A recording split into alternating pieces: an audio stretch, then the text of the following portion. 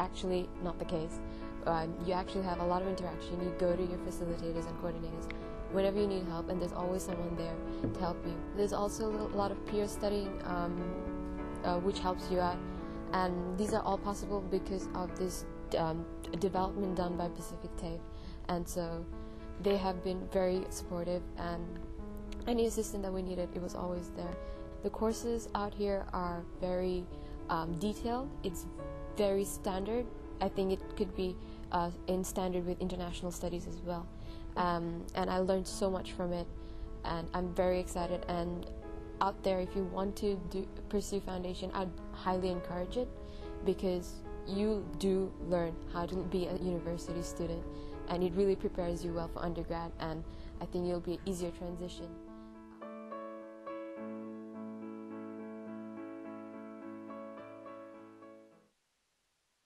Thinking about what to do for tertiary education? Ask about USP Pacific Tafe. We offer a wide range of preliminary and foundation programs to get you started into tertiary level education. Want to get a jump start on your university life? You can enroll in prelim and foundation programs to pursue a degree in a career of your choice. Register to enroll at USP Pacific Tafe now. USP Pacific Tafe. Choose qualifications with international recognition or accreditation.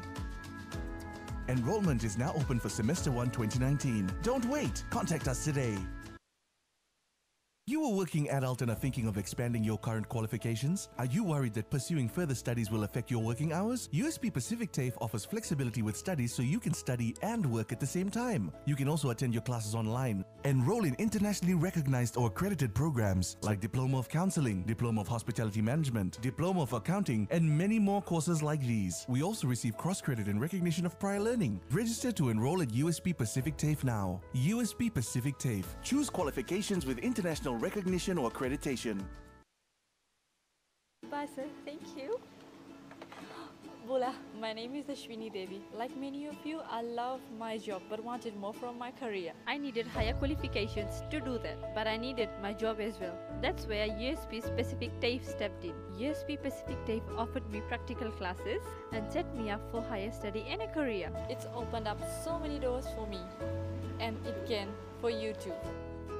USP Pacific Tafe. Choose qualifications with international recognition or accreditation. Hello, my name is Sujit Saha, and I was a foundation science student here at USP this year. When I decided to first join USP because I wanted that university experience, that bridge between high school and undergraduation, and that's what foundation provided for me, and it was absolutely a wonderful experience. Coming into USP at first, I was quite nervous. It's university, life is a little different, studies are different, but the facilitators were so helpful. The coordinators, they were always there every step of the way to help us. For year 12, there was always this perception that foundation here, you do things on your own, that there's no interaction with teachers, but it's actually not the case. You actually have a lot of interaction. You go to your facilitators and coordinators whenever you need help, and there's always someone there to help you. There's also a lot of peer studying which helps you out, and these are all possible because of this development done by Pacific Tafe, and so they have been very supportive, and any assistance that we needed, it was always there. The courses out here are very detailed. It's very standard. I think it could be in standard with international studies as well. And I learned so much from it, and I'm very excited. And out there, if you want to pursue foundation, I'd highly encourage it, because you do learn how to be a university student, and it really prepares you well for undergrad, and I think it'll be an easier transition.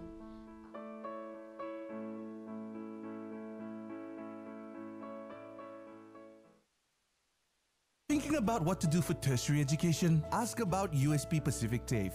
We offer a wide range of preliminary and foundation programs to get you started into tertiary level education. Want to get a jump start on your university life? You can enroll in prelim and foundation programs to pursue a degree in a career of your choice. Register to enroll at USP Pacific Tafe now.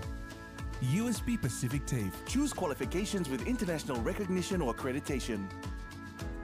Enrollment is now open for Semester 1 2019. Don't wait! Contact us today. You a working adult and are thinking of expanding your current qualifications? Are you worried that pursuing further studies will affect your working hours? USP Pacific Tafe offers flexibility with studies so you can study and work at the same time. You can also attend your classes online. Enroll in internationally recognized or accredited programs like Diploma of Counseling, Diploma of Hospitality Management, Diploma of Accounting, and many more courses like these. We also receive cross-credit and recognition of prior learning. Register to enroll at USP Pacific Tafe now. USP Pacific Tafe. Choose qualifications with international recognition or accreditation. Bye, sir. Thank you.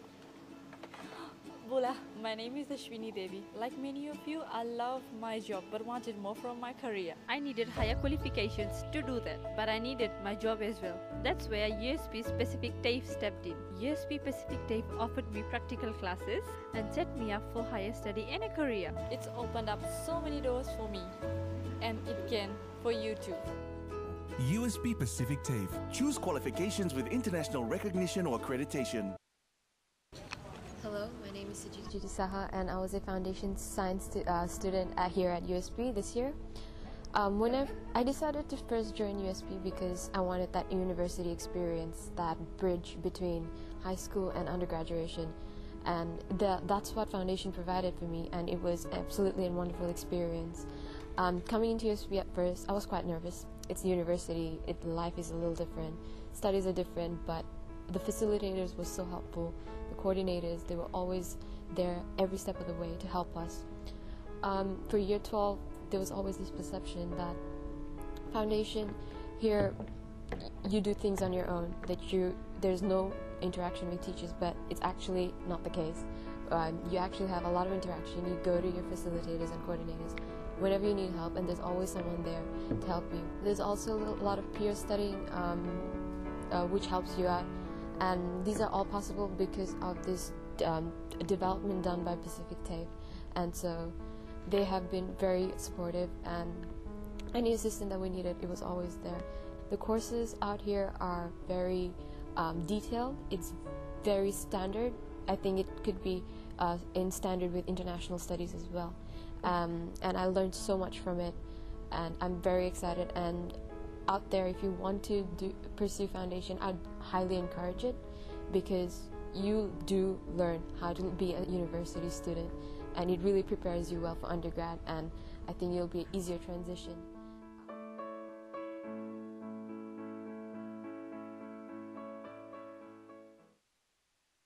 Thinking about what to do for tertiary education? Ask about USP Pacific Tafe.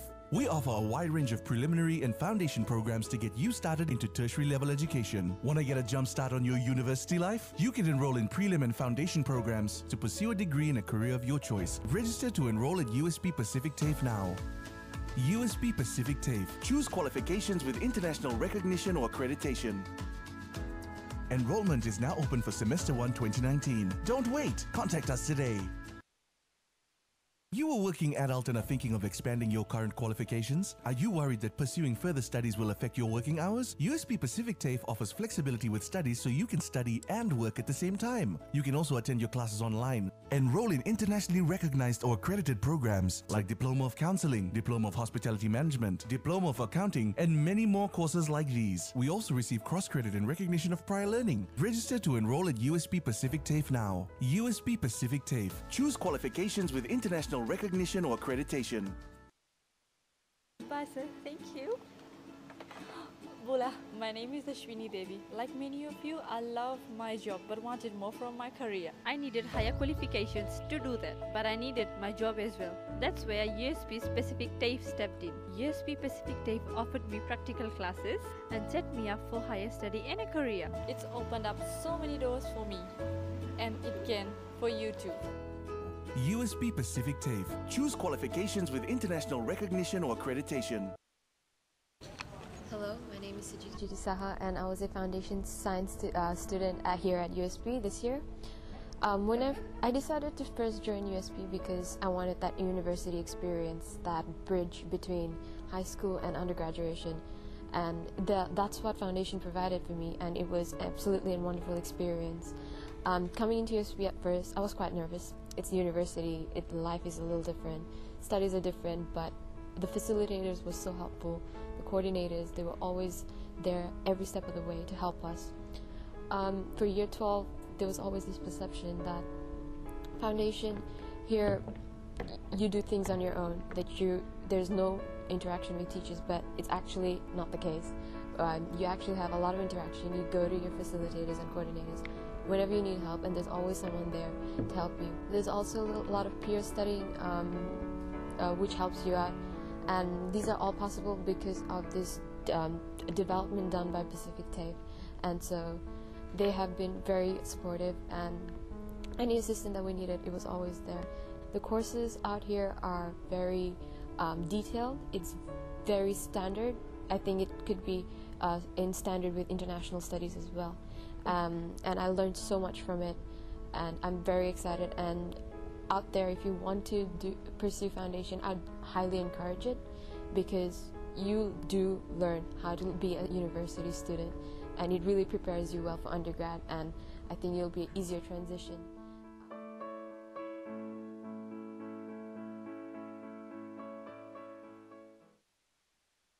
Thinking about what to do for tertiary education? Ask about USP Pacific Tafe.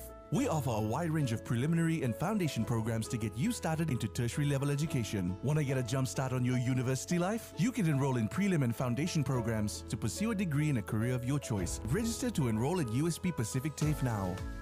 USP Pacific Tafe. Choose qualifications with international recognition or accreditation. Enrollment is now open for Semester 1 2019. Don't wait! Contact us today.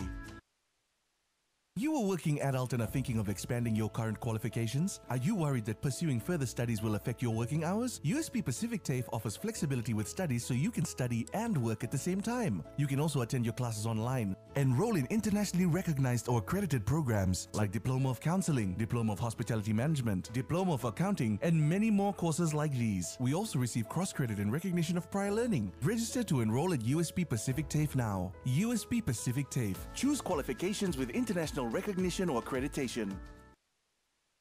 Bye, sir. Thank you. Bola, my name is Ashwini Devi. Like many of you, I love my job but wanted more from my career. I needed higher qualifications to do that, but I needed my job as well. That's where USP Pacific Tafe stepped in. USP Pacific Tafe offered me practical classes and set me up for higher study and a career. It's opened up so many doors for me, and it can for you too. USP Pacific Tafe. Choose qualifications with international recognition or accreditation. Hello, my name is Sujit Saha, and I was a foundation science student here at USP this year. I decided to first join USP because I wanted that university experience, that bridge between high school and undergraduation, and that's what foundation provided for me, and it was absolutely a wonderful experience. Coming into USP at first, I was quite nervous. It's university, life is a little different, studies are different, but the facilitators were so helpful. The coordinators, they were always there every step of the way to help us. For year 12, there was always this perception that foundation here, you do things on your own, that there's no interaction with teachers, but it's actually not the case. You actually have a lot of interaction. You go to your facilitators and coordinators whenever you need help, and there's always someone there to help you. There's also a lot of peer studying, which helps you out, and these are all possible because of this development done by Pacific Tafe, and so they have been very supportive, and any assistance that we needed, it was always there. The courses out here are very detailed. It's very standard. I think it could be in standard with international studies as well, and I learned so much from it, and I'm very excited. And out there, if you want to pursue foundation, I'd highly encourage it, because you do learn how to be a university student, and it really prepares you well for undergrad, and I think it'll be an easier transition.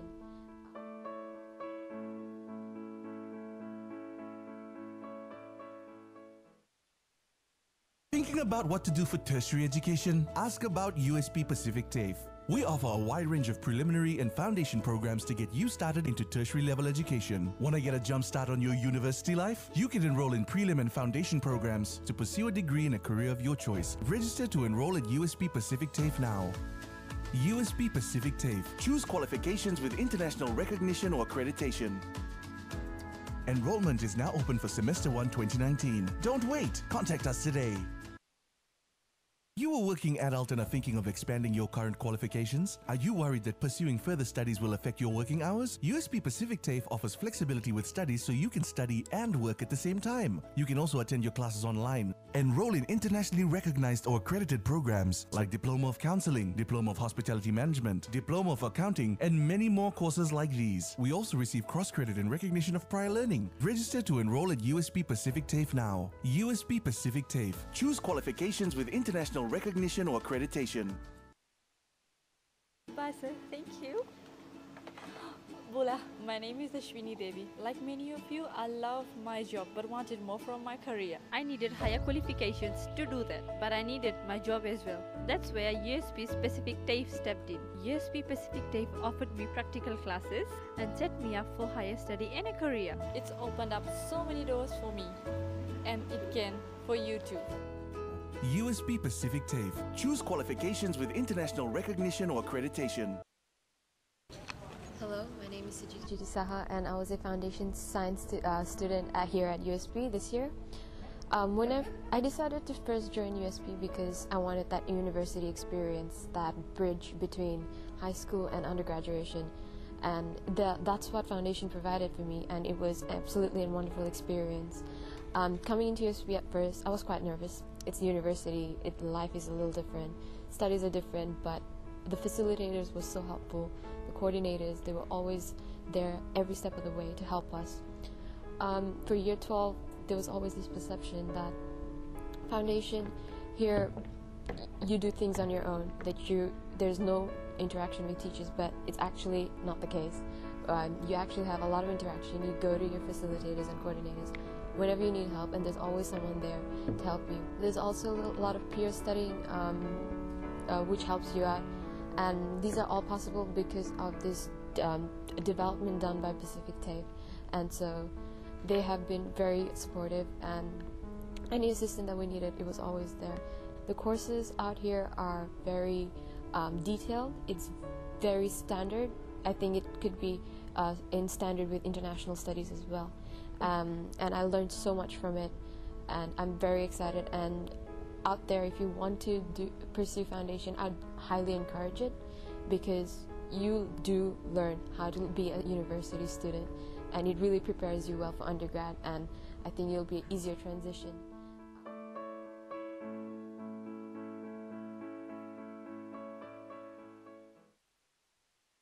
Thinking about what to do for tertiary education? Ask about USP Pacific Tafe. We offer a wide range of preliminary and foundation programs to get you started into tertiary level education. Want to get a jump start on your university life? You can enroll in prelim and foundation programs to pursue a degree in a career of your choice. Register to enroll at USP Pacific Tafe now.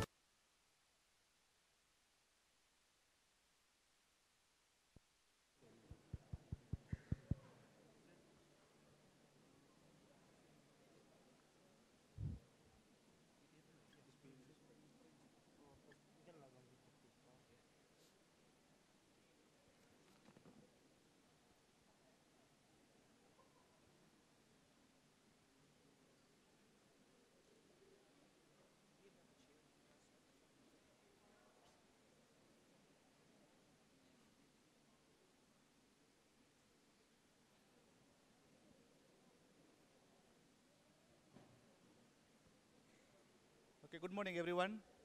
Okay, please, those of you who are still standing up, come in front. There's some seats available in front here. We shall start the program for 2019 orientation slowly. Before we do that, I ask Mr. Rupeni to do the prayer for this morning. Thank you. Thank you. Good morning, all. Let's dedicate ourselves to God, the creator of the universe, and bow our heads for all his blessings.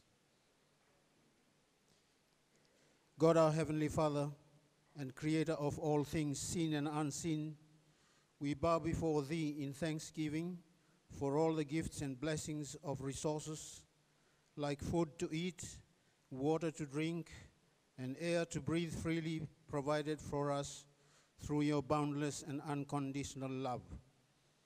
We pray especially for the intellectual gifts you have given for all of us with your discerning spirit to achieve these gifts, which has enabled us to be part and parcel of this intellectual institution, both as students and staff, on a journey full of challenges and opportunities. We pray especially for the new recruits as they come on board to be part of the journey of learning to success, irrespective of their beliefs, cultures, ethnicities. May we all be enriched and share your blessings to overcome the challenges and embrace our differences and appreciate all gifts in unity and diversity. We pray that these students may achieve their goals and become great ambassadors of their countries and families to people and communities they will encounter. We pray also for the staff and volunteers that they will provide exceptional guidance and support throughout this year during the student studies. We make this prayer through Jesus Christ, your Son, who lives and reigns with you in the Holy Spirit, one God, forever and ever. Amen.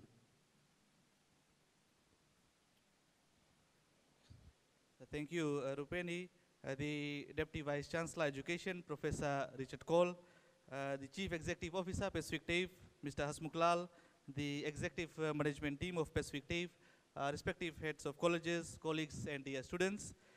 Bula Vinaka, and good morning to each and every one of you. My name is Dennis Sen, and I am the MC for this morning's orientation program. So once again, on behalf of the CEO, Hasmukh Lal, I have much pleasure in welcoming all of you to this year's Pacific TAFE Orientation Day.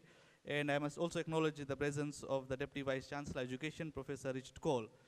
Some of you must, or nearly most of you here sitting should be new to this university, and I hope today's orientation program will really guide you into your learning journey for 2019.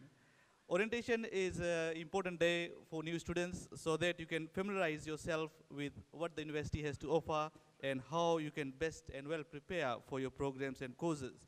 There are a lot of things will be discussed during the part of this morning's program, which will include information from your heads of colleges in terms of programs and courses and other support section informations.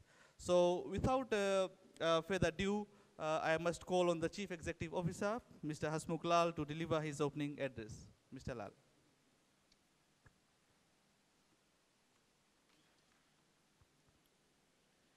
Thank you, Dennis. New students of USP Pacific TAFE, Professor Richard Cole, Deputy Vice Chancellor Education, the Senior Management responsible for Pacific TAFE, heads of college, members of Executive Management Team of Pacific TAFE, coordinators, teaching and administration support staff of Pacific TAFE, staff from various sections of USP. Good morning, Nisambula Vinaka, and namaste to all of you.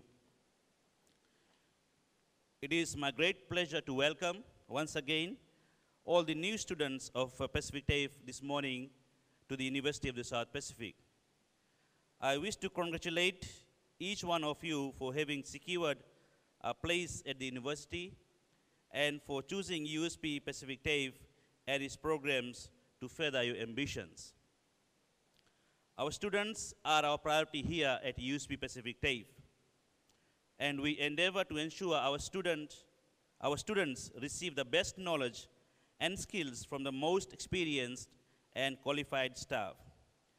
I assure you, your experience and success is equally important to every member of our staff who are part of Pacific TAFE and the university as a whole. From this year, we have 4 colleges at Pacific TAFE: College of Business and Commerce, College of Tourism and Hospitality, College of Arts and Humanities, and College of Science, Technology and Environment, of all which are waiting to provide you with the best experience here at USP Pacific TAFE. And you can locate the staff of Pacific TAFE. They are wearing black t-shirt. And let me assure you, though we are wearing black, but we are not going to cheer for all blacks this weekend in the Sydney Sevens. Sorry, Hamish and DVC. Once again, welcome to USP Pacific TAFE, the Learning and Teaching section, which has the highest number of internationally accredited and recognized qualifications here at USP. My message to students, from this day onward, you are embarking on a new chapter in your life. Previously, you may have relied on your parents, your families, relatives, teachers, and even your friends to make part of most of the decisions in your life, but now you are largely in charge of your own destiny. At times, you may feel overwhelmed, yet it will be interesting to find out what's at the end of the tunnel. You may feel challenged, yet the results will be empowering in itself. Believe me, you will cherish all these memories years later. Once you leave the university, all the scary times, when I say scary times, that is in inverted commas, where you made tough decisions, will remind you how successful and strong a person you have become. I'm aware of the information overload that you may face today. Hence, I would not take much of your time, but share 3 important messages which I learned through my experience as a tertiary student. The first one is that you believe in yourself and stay focused. So at times when you start your very first day, maybe it's a primary school, secondary, or at a university, what you are told on the first day, you'll always remember that rest of your life. It gets imbibed in us. For me personally, my very first day at the test institute where I started studying, I was in the queue trying to fill some information. I was looking for a pen. And I ran across a lecturer at an institute, and he told me, "You're here to become a teacher. Pen is the most important tool for a teacher. You should always have pen in your pocket and should not be asking others for pens." From that day onwards, it's always in my mind that I should have pen in my pocket. Of course, my work requires it nowadays.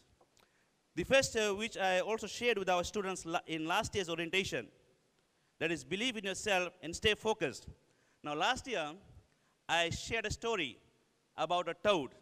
Now, don't think that you're in a primary school, I'm going to tell you about the stories about toads and other animals. But at times, we also learn moral and human values, should I say, from the nature and from animals. So last year I told about a toad. This year I'm going to tell about 2 toads. And maybe next year it's going to be 3, hopefully. Our beautiful university is a busy and crowded place. As a student, you can be easily sidetracked by unrelenting forces. Hence, I want you to share a story of 2 toads. A group of frogs were going about their froggy business when 2 of them fell into a deep pit. The other frogs gathered around the pit to see what could be done to help. They all agreed that it was hopeless to do anything because the pit was too deep, and told the 2 frogs in the pit that they should prepare themselves for their fate. Unwilling to accept this terrible fate, the 2 frogs began to jump with all their might.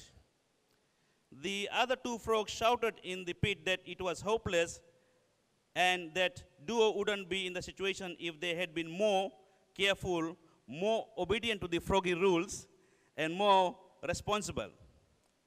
The 2 frogs continued jumping as hard they could. After several hours of desperate effort, they were quite weary. Finally, one of the frogs took heed of the calls from his fellows who were watching them from the top.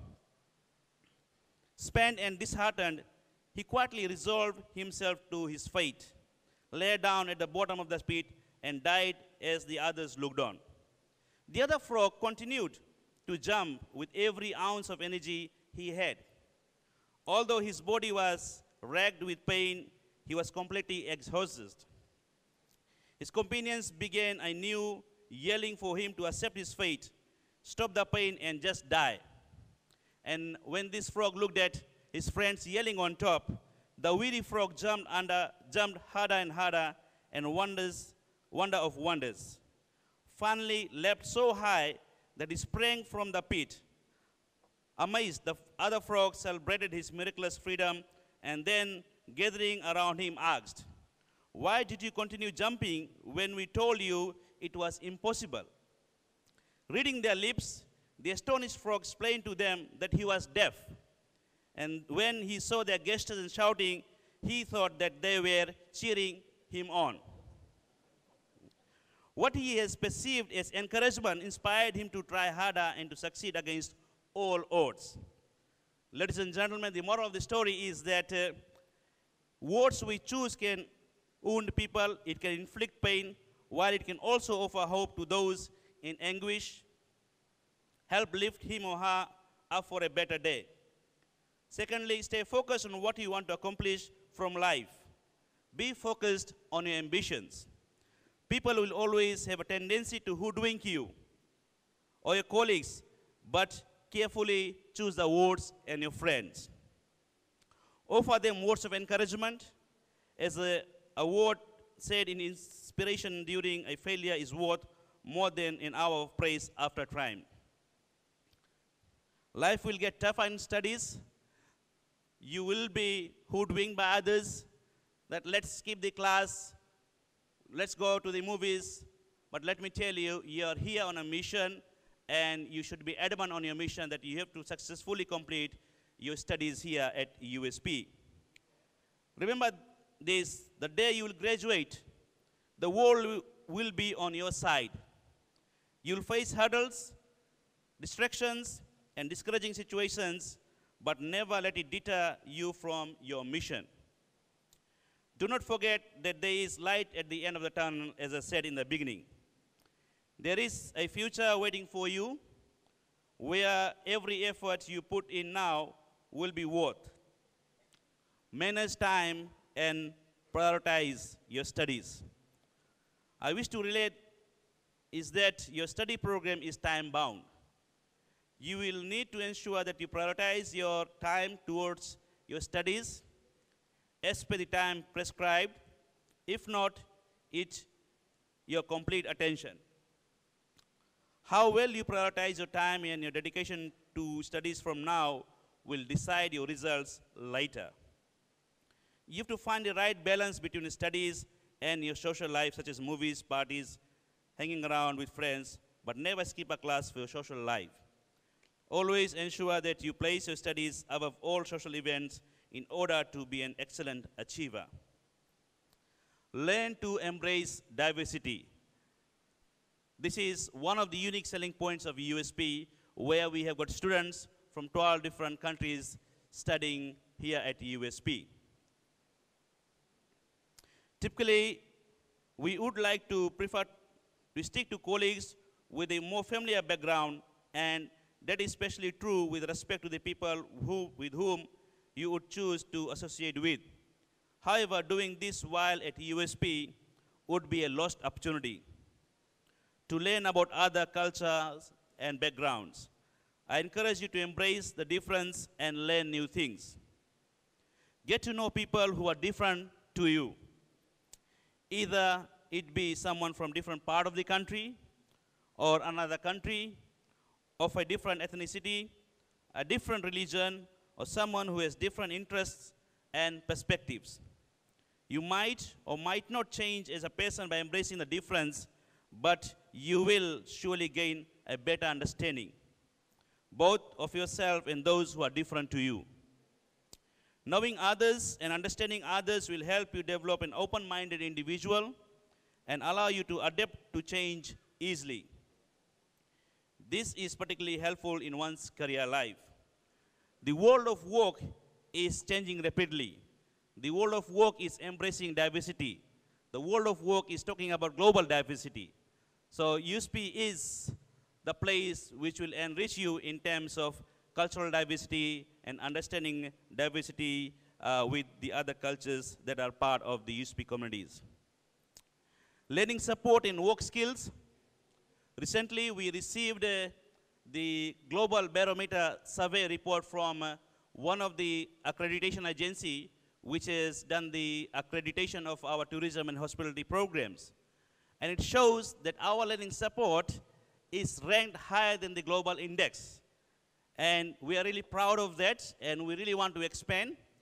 And in terms of expansion, we will be launching Skill Me app in February, so that the students who are part of Pacific Tafe can download the app and undergo the learning support modules and any other services that you require part of your learning support on your mobile device. Also in February, we'll be opening up our dedicated learning support facility at Statham campus. So that's a dedicated facility where the staff will be also based to assist you throughout the day of the studies when you are on campus. Pathways, that is something we really emphasize on. For those who are enrolled in prelim program, you know that from prelim, you can have your pathways into the foundation program or into the sub-degree programs offered by Pacific Tafe. Those students who are admitted into the foundation program, you know that your pathway is into your destination degree program offered by the faculties here at USP and elsewhere. And also the foundation students, if they want to choose the sub-degree programs of Pacific Tafe, they're most welcome to do so.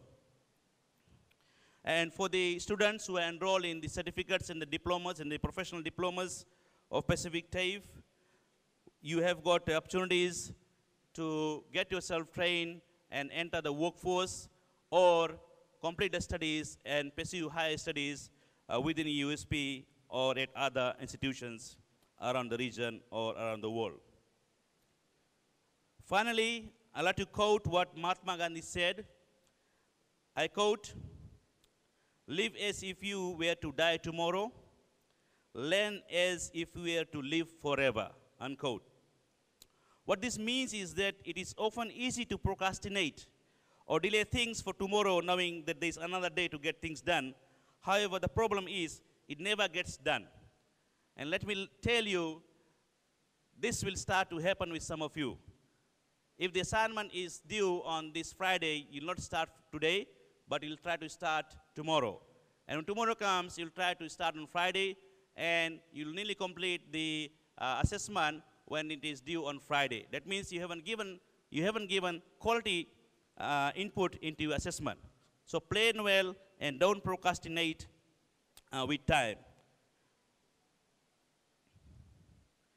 And to learn as if you are to live forever is to learn from every course of life, study, or learn from mistakes even, so that you are able to approach problems in different fields. The learning of others have been passed on to the other generations. What we learn and pass on to others is how we grow ourselves into people we want to become. Lastly, I wish you all the best in your studies with us. Thank you for choosing Region's Premier University and its Pacific Tafe for your studies. I assure you, we will endeavor rather, to make you highly marketable for jobs with our internationally accredited and recognized programs and provide you with all the necessary support you require for a successful future. Vinaka Baklebu, Tanewad, and thank you.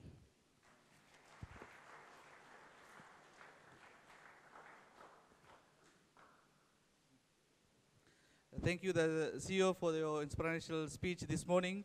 Now, moving on to the next part of the program is the presentations from the heads of colleges for Pacific Tafe. Okay. While I was coming this morning, one of the students asked if orientation is really important.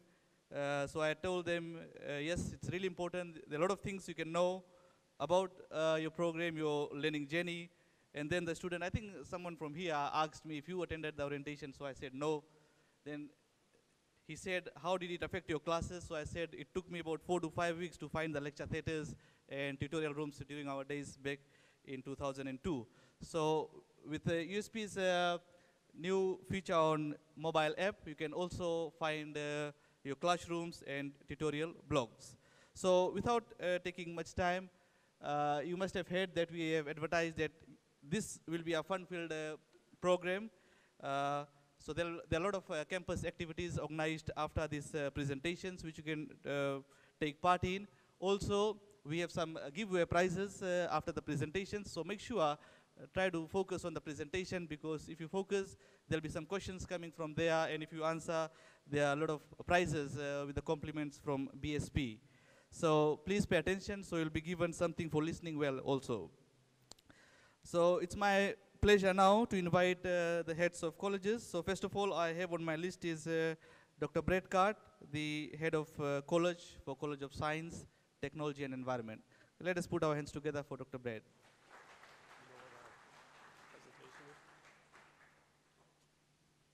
Good morning, everyone. As said, I'm the head of the College of Science, Technology and Environment.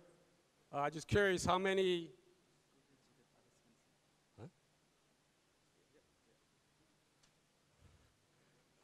science students we have here? Raise your hand up high.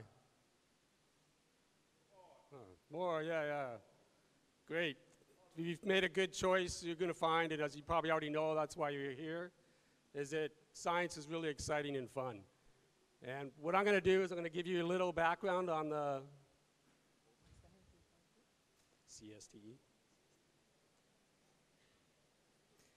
If they can find my presentation here. I'll give you a little background on the college, and then also some tips on help you getting started for a new environment here at the university.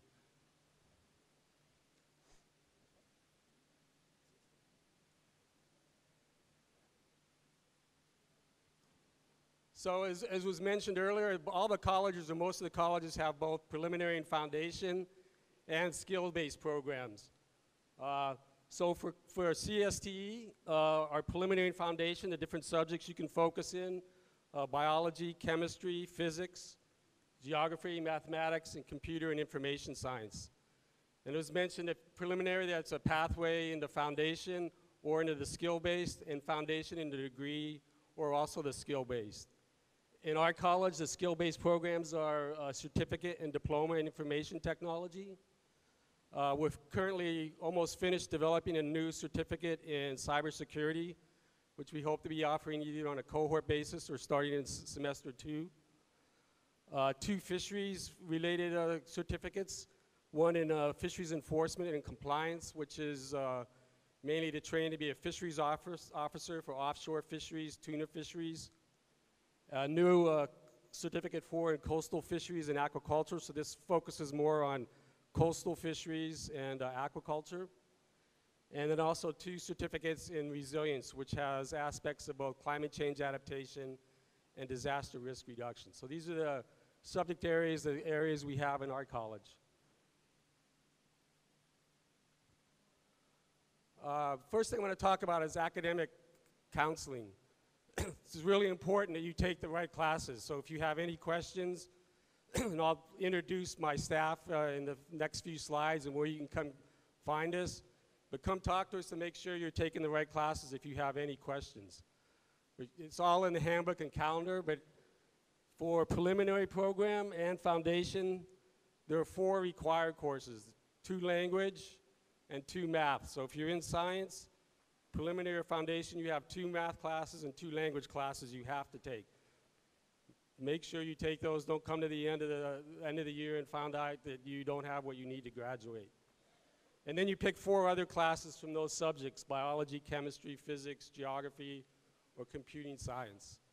So again, make sure you come, and if you have any questions, we're here to help you and help you pick which courses may be best for what your future plans are. Just a little bit about the different types of classes you're going to be having. The first is lectures. So there'll be 2 one-hour lectures per week. It'll be in a big classroom like that. So that's where all the students in that class will be. And it's really important you attend those lectures. There's data that shows, we can show that attendance correlates to performance and higher grades. And also, when I saw people coming in here at the beginning, people tend to go and sit in the back.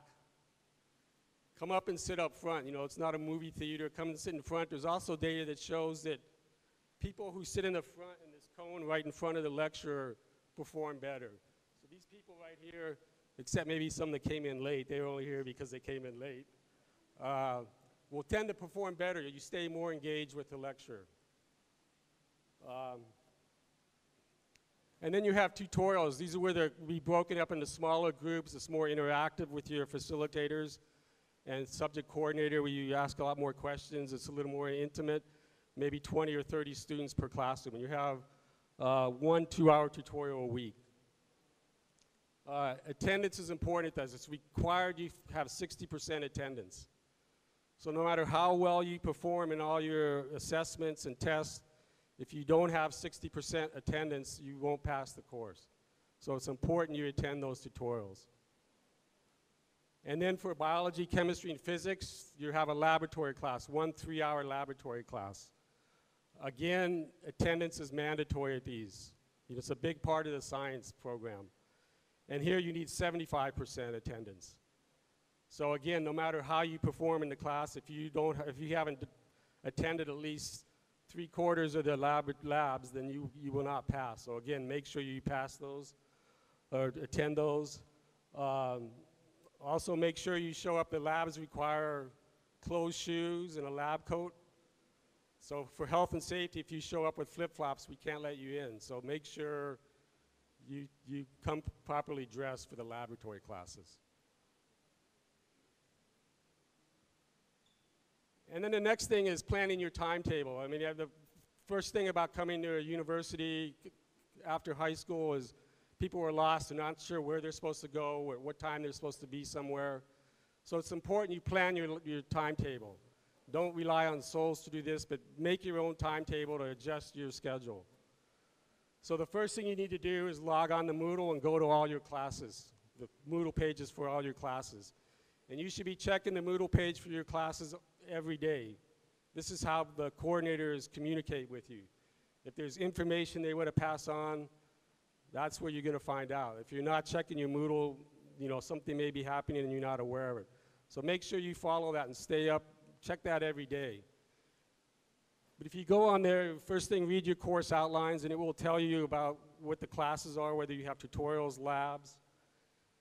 And each course, as I said, there's lecture times are set. There's 2 lectures, and that's when those happen. Those happen at that time. But then there'll be a series of tutorials and a series of labs if it's one of the lab-based classes. And you choose, you sign up for one of those. So there'll be different times, different days. Pick the ones that fit your schedule best. And the sooner you do this, the more chance you're going to have. Some will fill up fast. So the sooner you work out your timetable and sign up for this, the more selection you're going to have on which opportunities for timing you have. So I'll show an example of how to do this. Again, don't wait for souls or someone to tell you what your schedule is. You need to make this yourself. So you make a table like this, times and all the days. So this person is taking language, chemistry, biology, and math. So the first thing you do is go to the Moodle page, you pick out the lectures, and you put them on there because, as I said, those are set. You don't have a choice. Those are the only times those lectures are given. And then you can go, if you have lab classes, there'll be different selections of labs, and pick ones that fit with your schedule. And then the same thing with tutorials. And so this would be your schedule, where you're supposed to be. You add in the room numbers here for the rooms. This is a really good timetable I did here. As you can see, Friday's free, so you only have a 4-day class.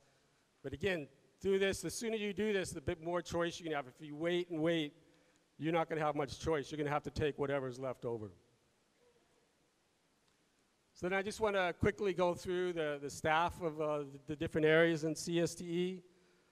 So in biology, your subject coordinator is going to be Sepuloni, and your facilitators will be Abitara, Ketan, and Rihanna.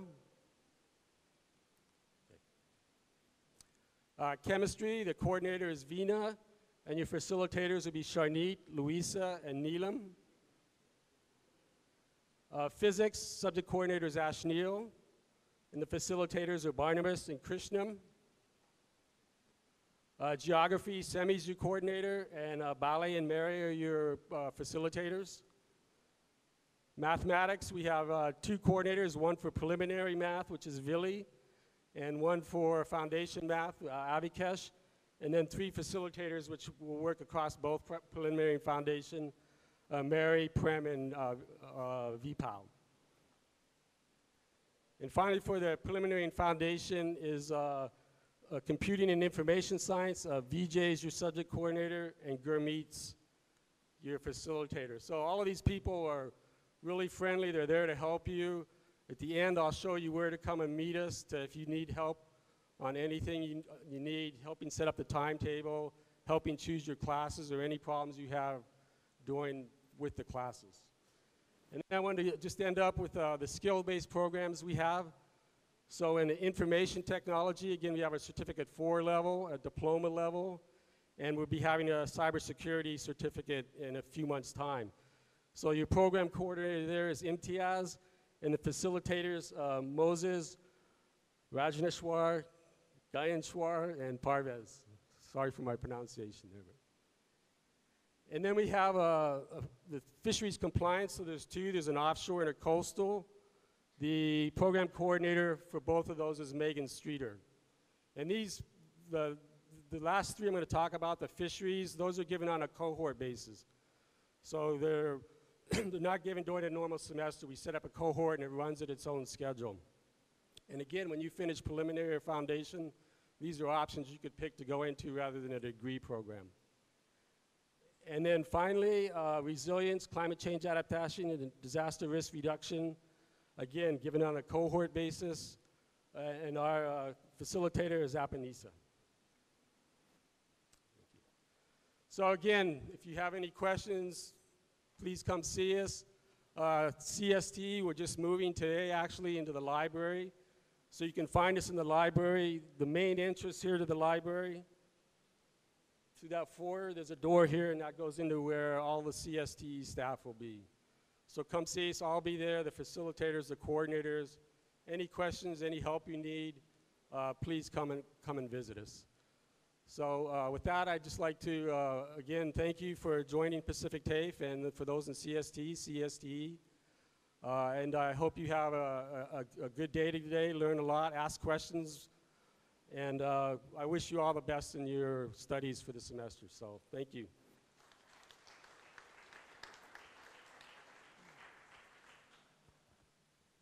Thank you, Dr. Brad. So if you belong to the College of Science, Technology, and Environment, you must be doing subjects like maths, biology, chemistry, physics, geography, computer science, IT. Okay? So moving on to our program, before we go to the next presenter, we have some giveaways. As I've said, if you have listened carefully to the presentations, we have a couple of prizes to give away, and I asked one of the mathematics coordinators, Willie, to ask the questions. Willie. All right, quiz time, people. This is how it goes. I ask the question, you answer. If you get it right, I get the prize. Agreed? That okay, Susan? Okay, all right. We will share my gate takings after this. I've got 2 questions. Before I ask the questions, must acknowledge our sponsors, BSP, who has kindly donated the prizes for us today. My first question, for you Crazy Sevens viewers, can someone tell us what was the score between Fiji and USA? Come up here. Come and, who's got a... Right, here we go. 38-0. 38-0, do we agree? Man, all right, here we go. Second question. If you look to the back, there are 4 gentlemen at the back there. Ashnil, Sepuloni, Viren, and Chetan. According to the slides that you've just watched, one of them is the coordinator of biology. Come down here and point which one is the coordinator for biology. Run, run, run, run.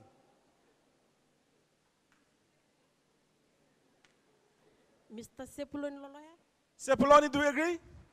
Yeah. How did you pick that out? Okay, there we go. Nice, nice, nice, nice.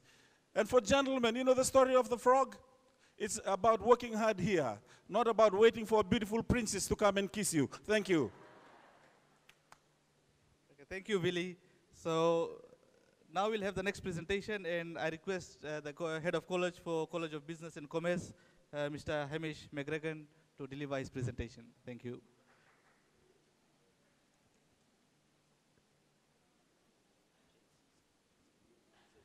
Bulanaka. Okay, could I ask everyone who is not in a business and commerce program to put your hands up, please? Okay, that didn't go according to plan. Normally you're much shyer, but that's great. So what I was going to say is that either tells us that almost everyone is doing business and commerce, but a lot of you are, that's good, or it tells us that almost everyone's shy. Now, one of the key things you guys have got to do is put your hands up, ask questions, get involved. You're here for a fixed period of time, and if you spend that time sitting at the back and chilling out, you won't get out of it what you need to get out of it. So I encourage you to get involved as much as you can, and that's not just with our courses, that's with student life, that's with the university, that's with the activities. Just make the most of your time here, because it can be so much fun, or you could just come and do the work, and what's the point in that, eh? Make sure you get the most out of your time. So I'm going to tell you a little bit about the College of Business and Commerce.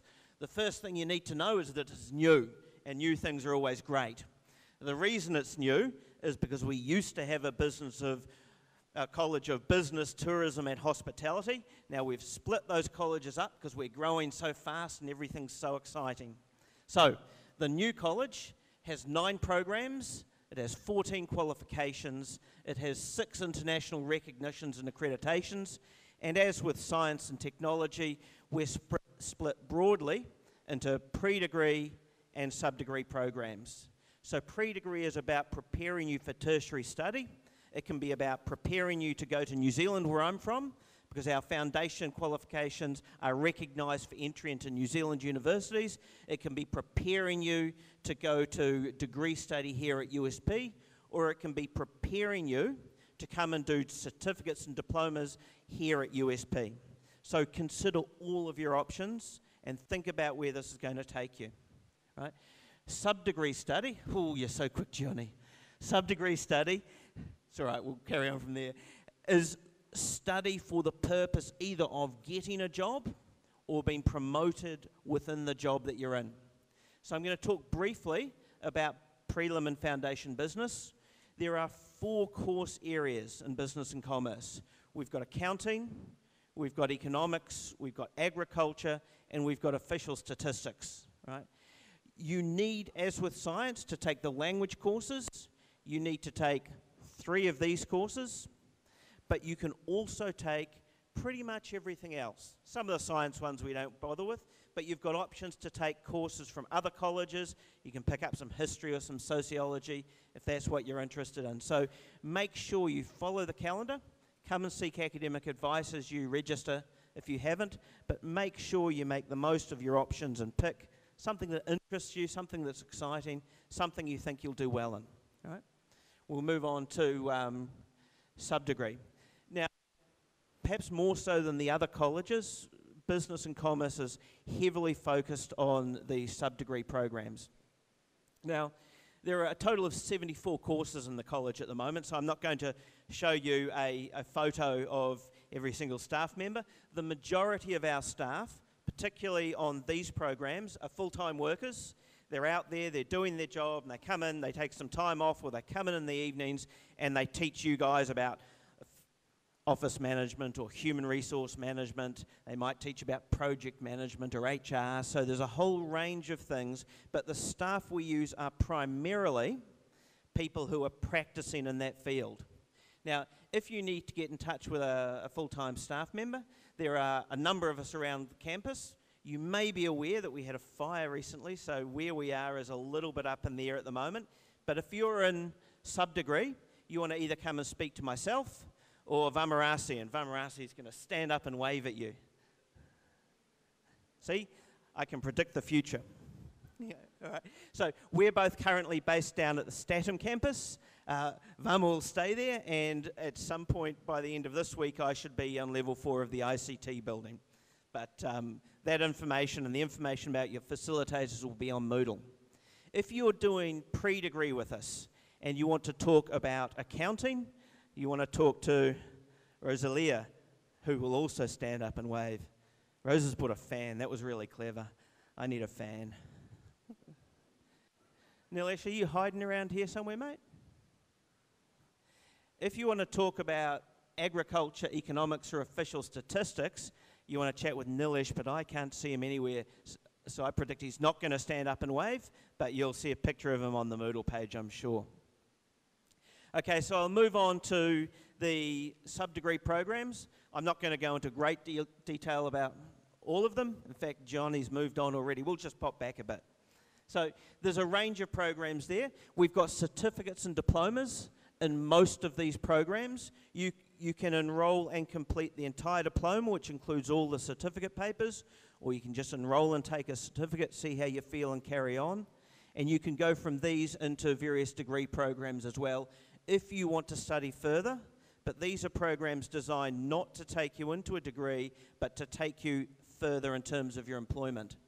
I'm going to note just particularly the professional diploma in business management down at the bottom. This is a qualification that can lead you on to an MBA. It's an alternative route into the MBA to doing a bachelor's degree, but it does require that you have work experience. And also at the bottom there, we've got a diploma in, we'll carry on now, Johnny. We've got a couple of new programs. The new qualifications just starting this year, the Professional Diploma in Public Sector Management and the Professional Diploma in Procurement and Supply.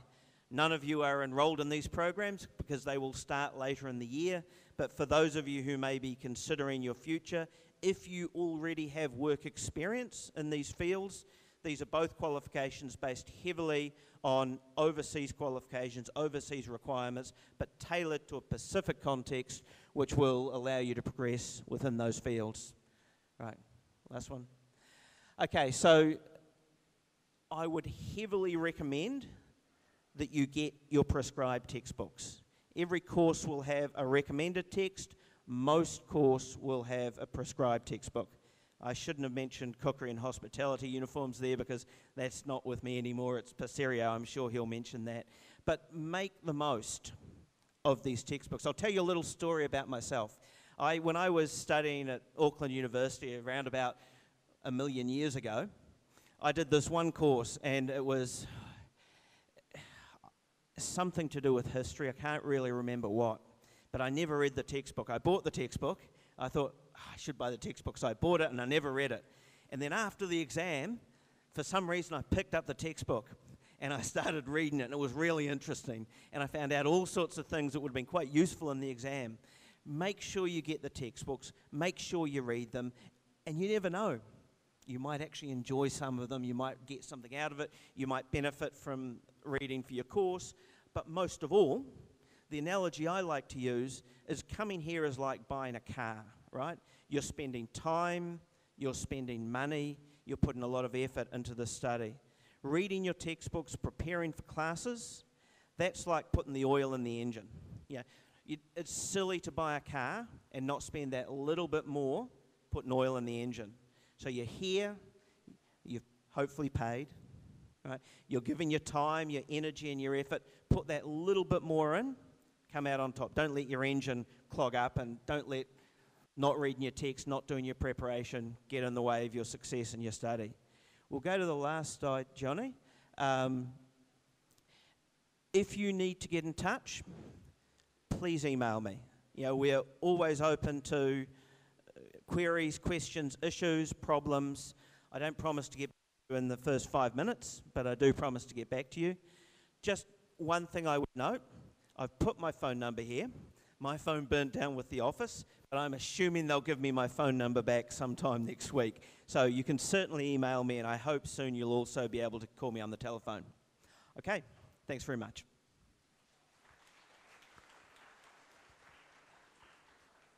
Next two quiz questions. All right, here we go. Sydney Sevens. Who is Fiji pooled with? Which 3 countries is Fiji pooled with? Sydney Sevens, anyone? There we go. Come, madam.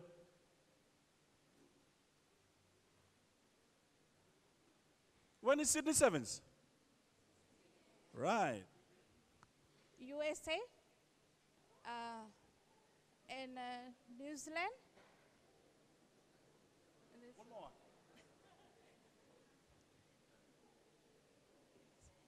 One more. It's Argentina. Argentina. Agree? No, all right, next try. Next try, sorry. Quick, quick, quick. Oh, whoever comes first, all right. England, Japan, Samoa. Agree? Agree or not? Okay, we agree, yes. England, Japan, and Samoa. Thank you, sir. Next question we'll ask you. Wow, I like that. Always following the sevens. But did you guys read the offer letter that was given to you? The whole document? Vengu. Next question. The presentation by the College of Business and Commerce. How many programs do they offer? How many? I want someone to come and speak on the mic. Can't hear you. Right, here we go. Offer 9 programs. Offer 9? Do we agree? All right, nice, nice, nice. Thank you. Cheers, everybody.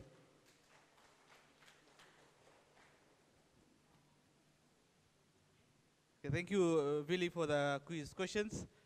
Going on to the next presenter, and before that, make sure if you have not opened your account, we have some BSP staff outside. After the presentations, you can go and see them to open your new account for this year. So on our list, we have the next presenter from the College of Tourism and Hospitality, Mr. Basirio Kicione. Let us put our hands together for Mr. Basirio. Thank you, Dennis. In 2017, there was 1.3 billion international visitors across the country, across the world, spending an equivalent of 1,340 billion US dollars. In Europe, there was 672 million visitors, spending 519 billion US dollars. And France in Europe, the world's most popular tourist destination, attracted 86.9 tourists in 2017, and the tourists spent 60.7 billion US dollars. In Asia and our Pacific region, in 2017, there was 323 million international visitors. Revenue was 390 billion US dollars. Hawaii, the Pacific's top destination, attracted 9.38 million visitors, and the industry generated 16.8 billion US dollars. In Fiji in 2017, our visitor numbers, tourists were 842,884. And the industry generated 1.9 billion Fijian dollars. As we speak of now, we have Dylan Fihaki, who works in Hawaii. He is a graduate of the Certificate 4 in Commercial Cookery. He was trained at USP. He was trained in Fiji during his 6 months industry attachment. And then he went to Hawaii looking for work, and he secured full-time professional employment in a upmarket restaurant in Honolulu. We also have a student who is preparing to further his culinary training in France, and we wish that he is successful. We also have students in the region, in the Cooks, in the Solomons, and across Fiji who work in the different tourism businesses. Back to Fiji, 2017 and the tourism business, the hotel business, there are many standards that measure success. guest satisfaction, capability. Two standards that we talk about today would be room occupancy. That's the total number of rooms sold every day against the total number of rooms available from the property every day. And total revenue. In 2017, Fiji, from its room inventory, managed to sell only 52.5% of its total room inventory, but generated 1.05 million Fijian dollars. And going back for 5 years, from 2017 to 2013, the average occupancy for Fiji was 52%. The figures in red confirm the total number of rooms in percent in this country that were unsold. It means that the country and the properties also lost on potential revenue. People who seeking employment also got part-time work or did not get any work because of the business levels. The challenge and the responsibility here at USP is to ensure that the people, the individuals, the young people today who choose our qualifications are prepared, competent, skilled, and committed to making sure that the occupancy percentage in the future can be much, much higher, so that the revenue for the individual properties, again, in the future, can be much, much higher. Students, staff of Pacific Day, welcome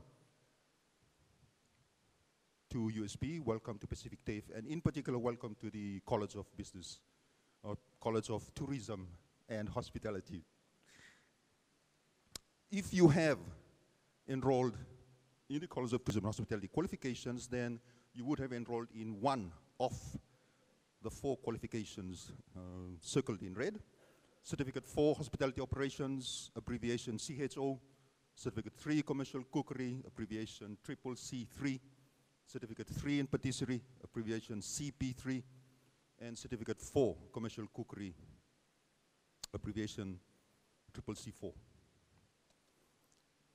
If you are enrolled in any of these 4 qualifications, then the recommendation is that you make sure that you pick up all the courses that are in red.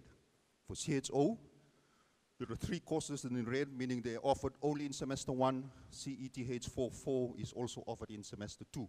So if you are starting this semester, you can choose to manage your workload, take up 3 courses, and then as you are used to the system, you can then take up the 4 courses in semester 2. For Certificate 3 in Commercial Cookery and Certificate 4 in Commercial Cookery, the courses underlined are offered in the evening.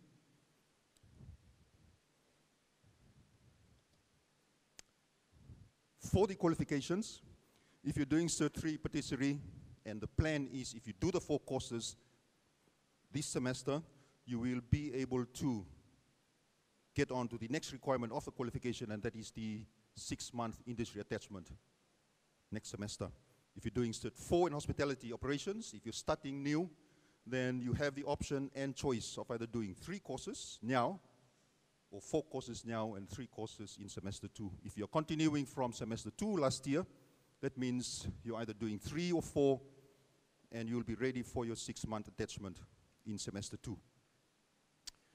If you enrolled in the Cert 3 Commercial Cookery program, then you should do 4 courses so that you can do the 6-month industry attachment in the 2nd semester.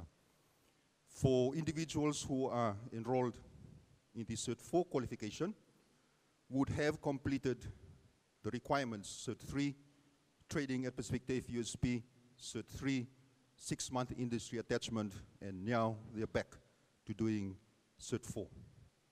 And with the successful completion of the 4 courses, will graduate. Like the other courses, if you're going for attachment, You need to complete the 4 courses required, and you need to pass the 4 courses. So the message has been consistent throughout, that the information must be clear, that you must take on the responsibility and challenge of preparing yourself for your courses, for your studies, and for the future.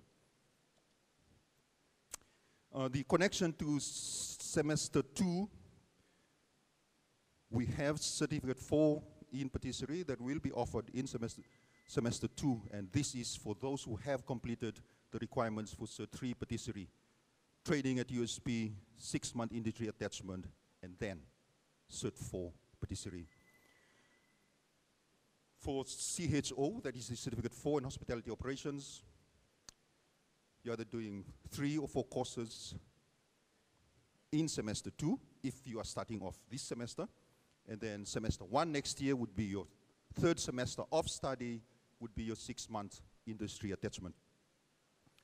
Certificate 3 in commercial cookery, if you are starting out now, and if you complete and pass the 4 courses, it means that Pacific Tafe and the College of Tourism and Hospitality will liaise with the industry, our training partners, to secure a 6-month training attachment for the individual.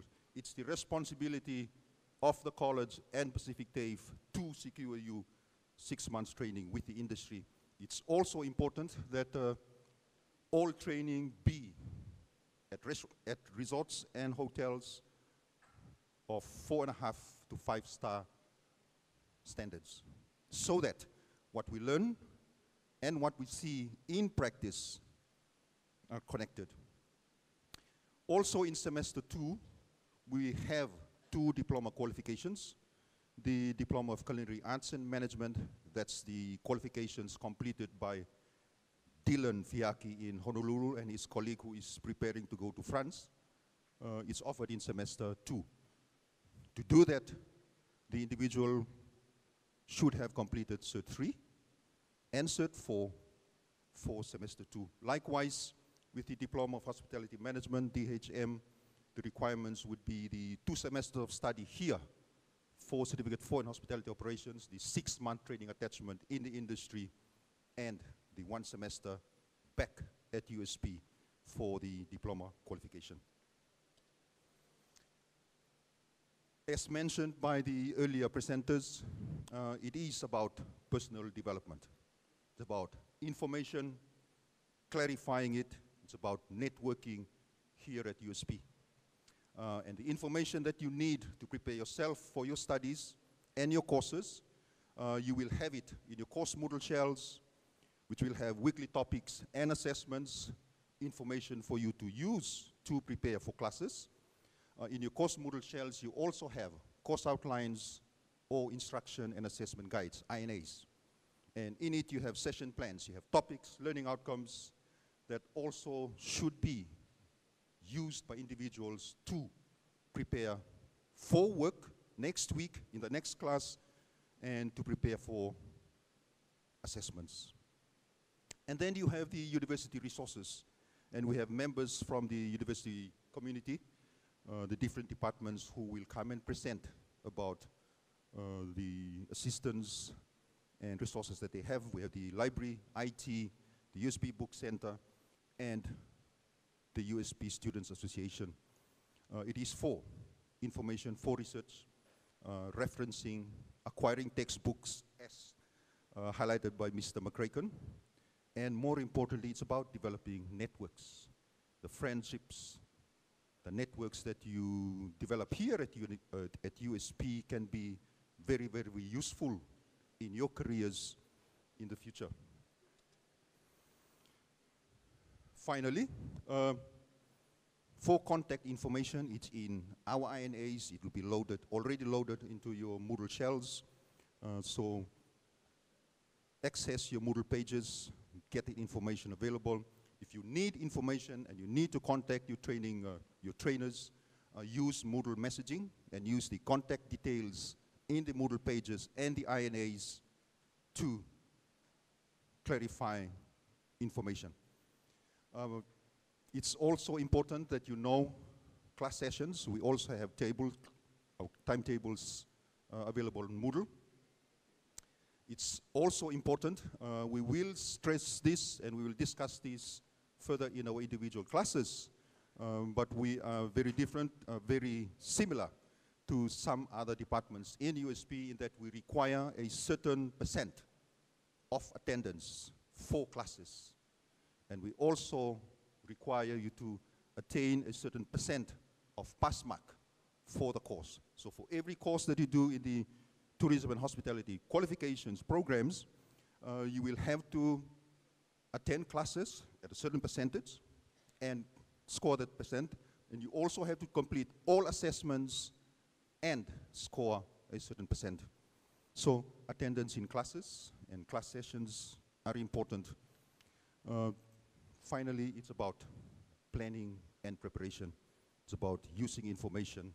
It's about making sure that you know of your rights, but you also know of your responsibilities and the challenges, and make sure that the preparation is consistent so that your time here at Pacific Tafe, at the College of Tourism and Hospitality, at Pacific Tafe and USP is of value to you because of how you got to USP, who is going to fund your studies at USP, your parents, TELS, scholarship. The responsibility and the challenge would be for you to clarify that and take that on. That's it from the College of Tourism and Hospitality. Students, ladies and gentlemen, thank you for your time. Welcome to USP, welcome to Pacific Tafe, and welcome to the College of Tourism and Hospitality. Vinaka. Next 2 questions coming up. I'm assuming that this is my maths class this semester. Everybody, including Hamish, Livy, Susan, Totibi, everybody is in my maths class. So get ready. I've got a maths question for you. Last year, USP celebrated 50th anniversary. Tell me, what year was USP officially established? Do your maths, don't look at me. Come, gentlemen, come. See, Susan is using her tablet. All right, okay, set. 1968. 1968, do we agree? Nice, wow. Are you in my maths class? Please come. Next question. We're enjoying this lecture theater. I want someone to tell me what's the name of this lecture theater. Quick. Right, here we go. Australia Pacific Lecture Theatre. Still good, man. All right, thank you, Sova. Here you go. Okay, can I take that for you, Sova? Thank you very much. All right, cheers, everybody.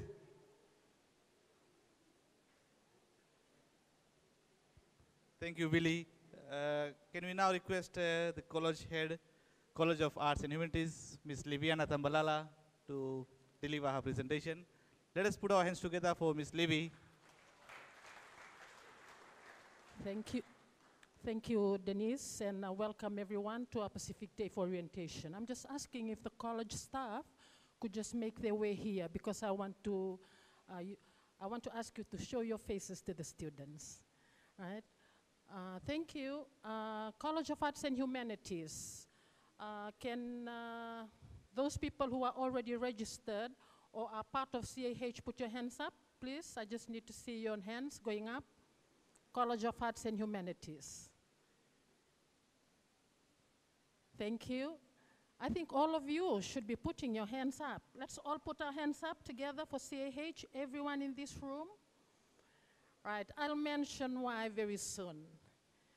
Okay, can we just go to the next slide? Thank you. I'm the head of college.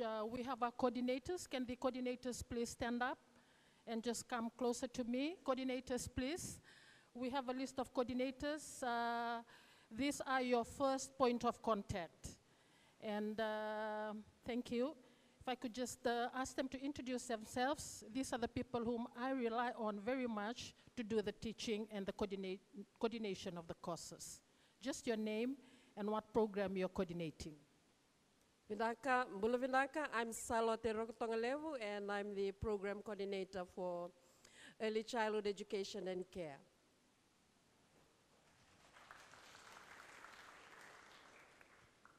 Hello everyone, I'm Maylin Pickering Bagwan, and I'll be looking after the history program in semester 1 and politics in semester 2.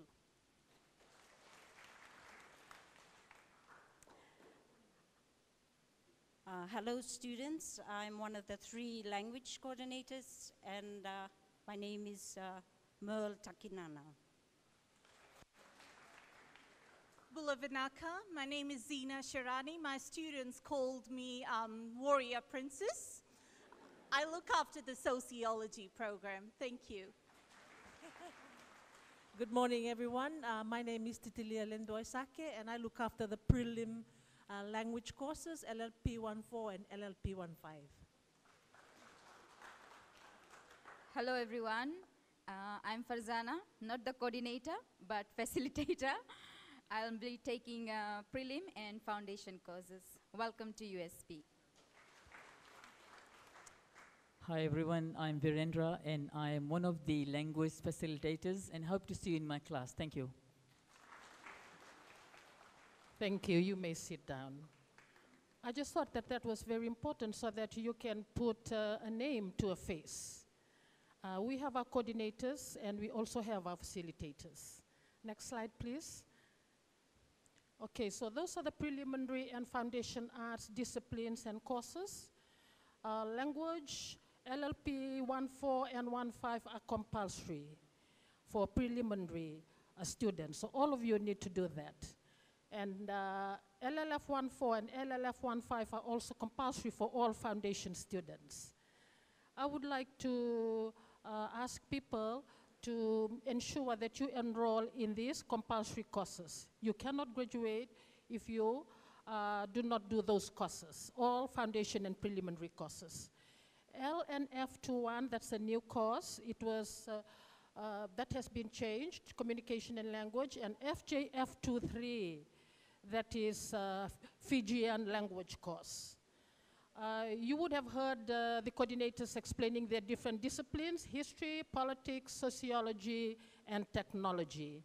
And those are the courses. All the staff members, I'm asking them if they could just, after this, go to the car park where the tent is currently being installed. And if you want to get more information or have not decided on the courses that you need to take or the combination, they will be there to support you. These are our pre-degree courses. And they will enable anyone who wants to go to the faculty, FALE or FSTE, Faculty of Science Technology, or Faculty of Business and Economics. You will need to take all these courses before, I'm sorry, Faculty of Arts, Law and Education, and FBE, if you want to move up to further studies. Thank you. Next slide, please. Okay, so they've already introduced themselves. Seriana is not around, but I hope that you can find time after this to speak to them if you have any doubts. Next. Next one. Right, we go to the next slide, please. These are the skills-based qualifications. We have pre-degree studies. We also have skills-based qualifications, which Hamish has already mentioned. It prepares you for the work world. Now, I'd like to say that if you think that you want to finish your preliminary and foundation studies, and instead of going to the faculty, want to take up our skills-based qualifications, you can very much do that. This is also a pathway when you finish off your pre-degree studies. We have the counseling program, Certificate 4 in Counseling, and we also have a Diploma of Counseling Level 5. The certificate, we have the course codes there, CEC 41 to CEC 44. When you complete that, you can move up to do CEC 51 to CEC 54. I hope that's clear. I'll also be around to answer questions related to counseling at the orientation place. Right, the early childhood education and care looked after by Salote. I'm glad to say that the Ministry of Education is now paying teachers irrespective of the levels that you are studying. I just had to make sure that that was correct. I asked Salote and she said yes. So Certificate 3 in Early Childhood Education and Care, you just need to do CEE 31 to 35, you would have completed a certificate. We also have a Certificate 4 in Early Childhood Education and Care, which is made up of 41 to 46 courses. And the last one is a Diploma of ECE Level 5. And you do CEE 51 to 56. So the course codes are relevant to your levels. I forgot to say that the two programs above, Early Childhood Education and Care and Counseling, are accredited. Counseling is accredited by the Australian Council Workers Association, ACWA. I have that in brief. And Early Childhood Education and Care is accredited by ASICA. Right? We've already talked about accreditation. If you want to, you can find a job when you finish off because these programs are accredited. We also have a Community Development Certificate 3, right? And it's made up of the 3 courses, CECD 31, CECD 33. We also cover certain things like project proposal, setting up meetings. Since we do not have a coordinator, I'll be there to answer questions related to this program. And you also need to do the 2 preliminary language courses, LLP 1.4 and 1.5. We also have library and information studies. We offer the Certificate 4 in library studies for people who have just completed Form 6, 5 courses, CEL 41 to 45. We also have a Diploma Level 5, which is made up of CEL 51 and CEL 58. Right, you can work in any libraries, national, school, public. We also have special libraries. And I will be available to answer questions relating to library studies. Before I move on to training and assessment, I would just like to say that we have workplace attachment for some of these programs. That means once you finish your last course, you will be asked to, you'll be attached to a place of work where you will learn to align what you have learned in theory to practice. So for all the early childhood education courses, the last course, that is CEE 35, CEE 46, and CEL 58, CEE 56 are all workplace attachments, right? And you have your coordinators to help you with those. The last one is training and assessment. I think some of you, I can see some elderly people around here. If you are a trainer in any organization and would like to do a formal qualification, we actually offer that course. And this course has been taken by most of our skills-based coordinators and facilitators who train adults. Right, and you just need to do CET 41 and CET 44. I could not see Joel around, but Joel is a person who's team leader for that. Right, next slide, please. Okay, these are the staff. Dr. Ravindra Prajabhati looks after counseling. He's a team leader. He's not around. Salote, all the others. I currently look after LIS, and I can also answer your questions for community development and training and assessment. Okay, some important reminders. Some of them you have been reminded this morning. I just wanted to say that you need to make sure that you are enrolled in the correct program. If you are still trying to work out, we will be here. That's why we have shown our faces this morning to say that we do care about you. And today is the day. And some of you are not really clear about your compulsory requirements. We can also help you with that. Your course materials, you need to collect those from the bookshops, right? And just ask around. Always ask if you do not know anything, right? And please attend your classes. Your first classes is very important because your coordinators will actually do another orientation about how to study with you. We also have coursework. All of these have been talked about. Make sure that you get your course materials if you can today, because they will help you. Take note of the due date of the fees payment, right? You'll be sent an email.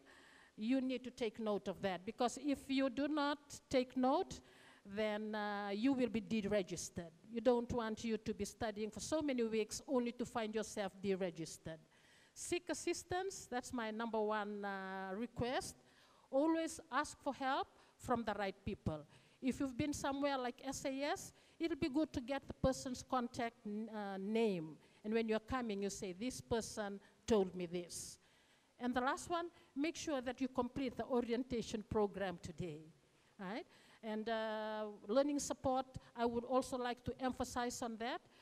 The learning support coordinator will be talking to you. The head of regional and learning support will be talking to you about that. If you have any problems, learning support is there to help you. Next one. Right. We would like to, wish you all the best. We are seeing each other face to face, so it's not hard. Most of our staff will be in the library and in the I.T.S, but when you talk to them during orientation, make sure that you ask them, where is your room, right? So if you have any problems, you can just go to them. I would like to finish off by quotation. Audrey Hepburn, an Oscar-winning address, which said, can you just just click on the next one, please? Johnny, thank you. Can we all read that together? 2, 3. Nothing is impossible. The word itself says, I'm possible. Thank you for your time, and all the best from CAH.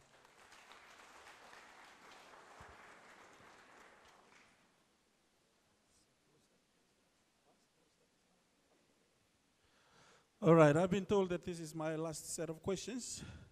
They're chasing me out. But, set. Can you just stand and stretch?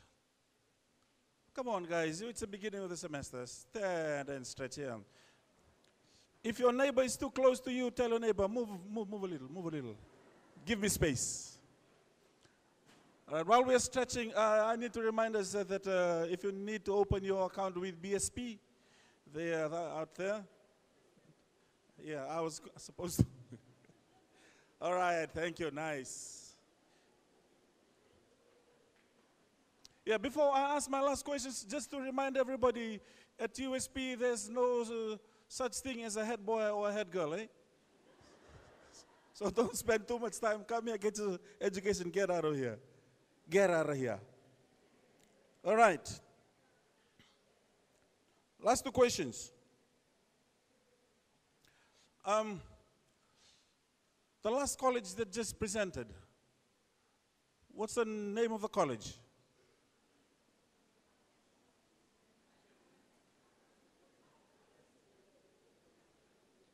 College of? No. I want someone to come and say it here.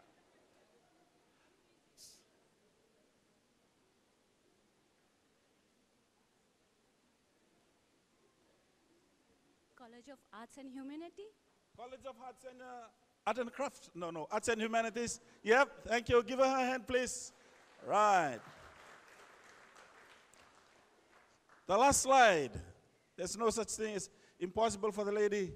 She has broken it up into impossible. What's the lady's name? Bumbu, or grandma, or nana, somebody. Come. There we go. Audrey Hepburn. Thank you. She was my great. Yes. All right. I wish you all the best, everybody.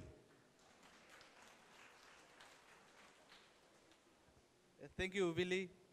Now we have our student learning support staff, Ms. Susan Sela, talking to you about some of the support services that we have at Pacific TAFE. Ms. Susan.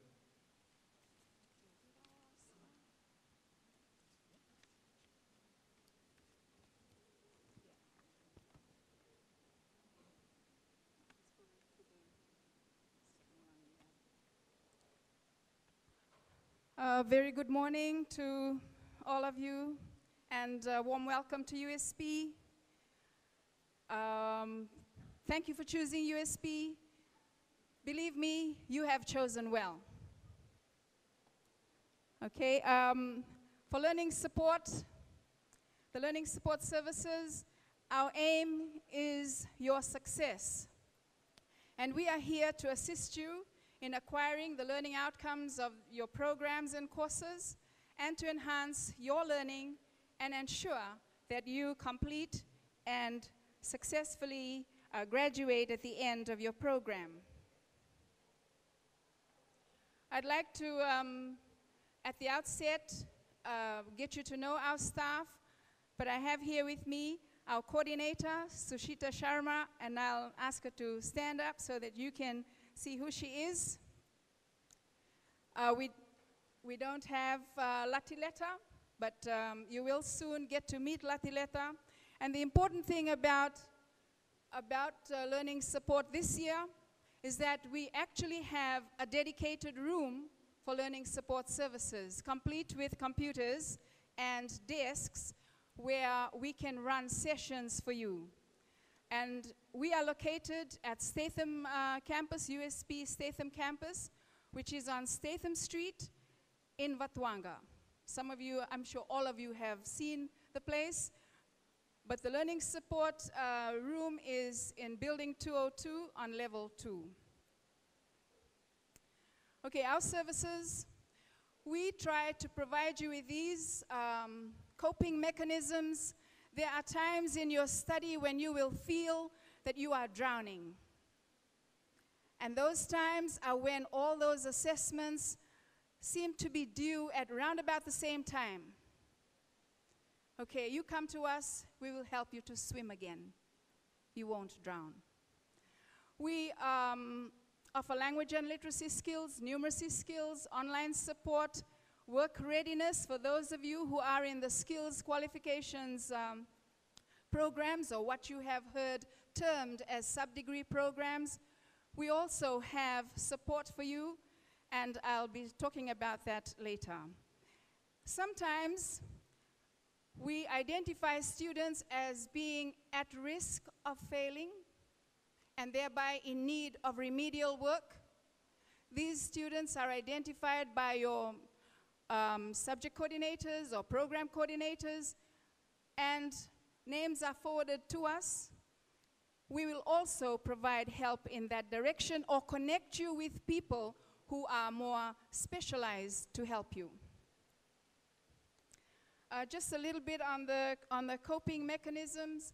Okay, one is this orientation and further orientations that you will have. Moodle training. You will get to hear about Moodle in the later sessions. But you can also come to us for Moodle training. Sometimes some of you may prefer a one-to-one consultation. That's why we have that room there, complete with computers. You come to us, we will provide you that assistance. Confidence building sessions. We have worked with the Campus Life, where we have our counseling team, the USP counseling team. So for students, for those of you who need a little bit of boost in your confidence, because sometimes we can follow others and just ticking off USP. Yeah, I want to go to USP, I want to study at USP. And then when you come here, you might feel intimidated by the size of the campus. Everything is so new. And you may begin to feel that, hey, maybe I'm in the wrong place, and you want to opt out. This is a good session for you. As soon as we advertise, sign up. Okay, we have a specialized team to help you with that. We also have peer mentoring.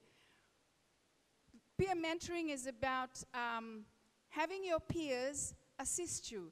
And these peers are actually students who have done very well in foundation, done very well in the diplomas and certificates, and have gone on to higher studies. We hire them, top scoring students, to come and help you with your individual courses. Okay, so that is also a coping mechanism that we have in place. And of course, the library skills. Your information literacy, this is an important skill. We will organize sessions for you with the library team, and the library team themselves, they also will have their sessions. Okay, language and literacy skills. These are all the skills that you need. If you feel that you are lacking in any one of these, that you're not a good reader, you're a slow reader, we have the team there at Statham to help you. All you need to do, as I said, is sign up for the sessions when they're on offer, or let your subject coordinator know, let your facilitator know, and they will then inform us, and we'll get connected and help you out. Referencing. I suppose in high school, referencing was something we all know. Many of us have taught in high school.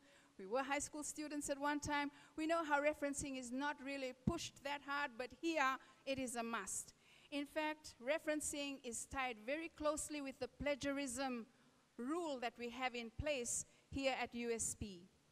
And so you need to know, you need to get a hold of this skill, you need to master it if you are to succeed in your studies.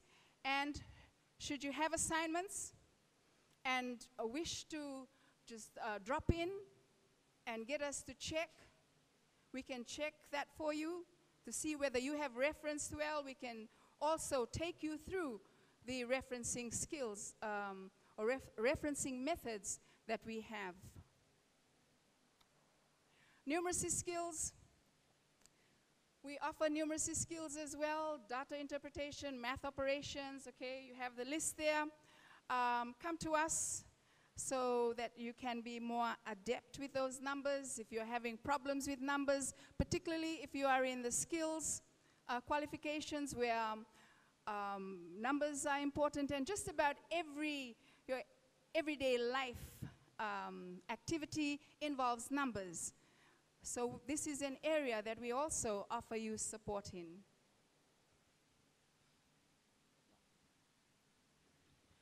Work-ready skills. Work-ready skills are actually for everyone. This is the reason why we take higher education. It's for a career. And for work-ready skills, we help those who are particularly in the diplomas and certificates with CV preparation, how to write a good cover letter, interview skills, work attachment preparation, and industry mentoring. In industry mentoring, we actually invite experts from the field to come and talk to those students, maybe who are doing HR, maybe who are doing office management, and they can tell you the expectations of the workplace so that you know where you're at and how much more you need to do in order to reach the expectation of the workplace. Soft skills, these are important to all of us. Time management, problem solving, communication, proper communication. Okay, when you're communicating in the business at home, communication at the workplace, communication in just interpersonal communication. All of that is important, and usually this is how we judge people. When people come in for interviews, one of the things we actually take account of is how they communicate, to see whether they are genuine or not, how passionate they are about their work, or are they just giving, just very terse answers, not much thought given into answers, or quite impolite. Okay, so that's important as well. Teamwork. This is one of the university, these are some of the university graduate outcomes. Teamwork is one of them. We'll help you with that as well. And these are also embedded in the programs that you have signed up for. Just about all the programs you have signed up for, will begin to get you to begin achieving the university graduate outcomes. And there are 7 of them, but I won't try to remember them at this point. Where are we at now? Okay, digital literacy. This is important for those students who have not had much exposure or practice or use of computers, of internet, of any kind of digital gadget. We want you to let us know immediately if you need assistance with this. We will get you to do sessions with us in our learning support training room, because all of your work now, all of your courses are on Moodle. All of your assessments have to be submitted on Moodle. So you need to be digitally savvy. You need to know how to do all of these things. So it's to the learning support services at Statham that you will come to.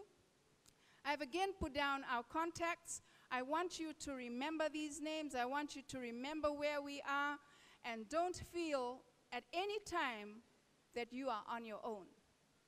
Because there are times when you can begin to feel like that. If ever you feel like that, if ever you feel like giving up, don't do that. Come and talk to us. I'll tell you just a short story about a student who did foundation in 2014. He came to me after semester 1 and he said, I don't want to study anymore. And I said, and why is that? And he said, I just don't want to. I think I'm really behind. I'm not going to make it. I said, hang on a minute. Let me check your details. So I went online and found out that before me was a student who had scored very highly in Form 6. He had scored A+ in his first semester, but he was beginning to slow down in semester 2. He had missed the test. He had missed assignments. And then I asked him, okay, just talk to me some more. Tell me, give me reasons. So he started, and there were very personal reasons. I then spoke to the coordinators, and we got him back into the program. He graduated and won a topper scholarship to do his bachelor engineering. So don't ever feel that you're on your own. Communicate with us. All of the other speakers have been urging you and encouraging you to do that. And I will do the same, because I know that that can change things for you. For students, okay, if ever there is a time when this happens to you, again, come to us. We can do one-to-one consultations. If you need to be in a group, get your friends together. We can also attend to your needs there. And of course, there is peer mentoring. We want to know how you do or how you find our learning support services, and we encourage you to always fill in the evaluations, not just of our services, but of all the courses that you do. That is crucial, because it will help us improve and do things better. Okay, so how can you access learning support services? By the workshops that we'll run. These will always be advertised on your student email. When you go to Saul's, check your email. Okay, we'll put it there. We'll put it on Moodle. You'll get to know more about Moodle in the later session. We'll put the information there as well. And in 2 weeks' time, we'll be launching our mobile app, our learning support mobile app called Skill Me Up. And there, too, you can access all of the services that I was talking about on Skill Me Up, on Moodle as well. And we also have an e-book. So if you want to get the e-book, we'll provide you with the URL for that e-book, so that no matter where you are, whether you are here in Fiji, here in Laudala, Lautoka, Lambasa, Tuvalu, Tonga, Vanuatu, wherever you are, you can access learning support services, because we have these 3 platforms. We have Moodle, we have the mobile app, and we have an e-book, all to make sure that you are successful. Okay, and that's not to mention the face-to-face workshops. And as I said earlier, I started with, our aim is your success. That's what we're about. And again, I've put down our contacts. I've put down the address. Don't forget, Learning Support Services is here to help you succeed. Thank you very much for your attention.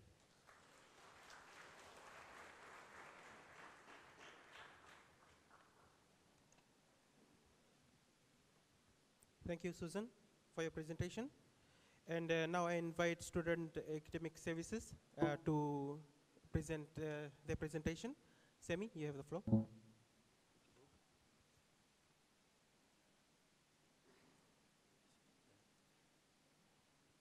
Good morning.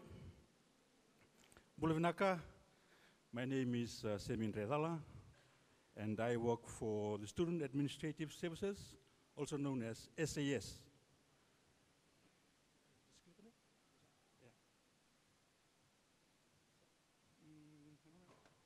1 minute.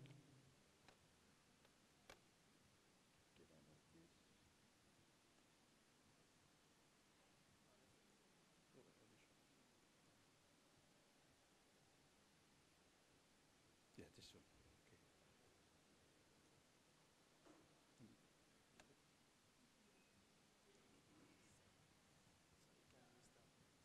Okay. Right, the student administrative, but before I begin, I feel that this is important, that you take notes of the issues that I'll be sharing with you this morning. Right, it's basically to do with rules and regulations, right? So I feel that it's important that you take note of this. Right, at the SAS Student Administrative Services, we have 4 units. One is the administration. They are currently based down at the USP gym. Basically, that's where they handle all admin inquiries and ID cards. Second unit is enrollment. That's where we handle all admissions and registrations, right? And then, of course, we have student management information system, everything to do with your souls, right? That's handled by the third unit. Last but not the least, we've got the assessments. That's where they handle exams and completions. Right, deadlines. I feel that you've got to take this done. For those of you who have not applied to USP, deadline is 30th Jan 2019. Registration for those of you who have not registered, this Friday is the last day to do that. And after that, until Saturday 2nd Feb, if you register a unit, you'll pay a fine, right? I think it's $60. Withdrawal from courses, it's Friday, 22nd February. That's the last day to do that. Please bear that in mind. And fee payment due date is 1st March, Friday, that is. Sorry, I think this is the wrong slide that I was talking on. Hang on.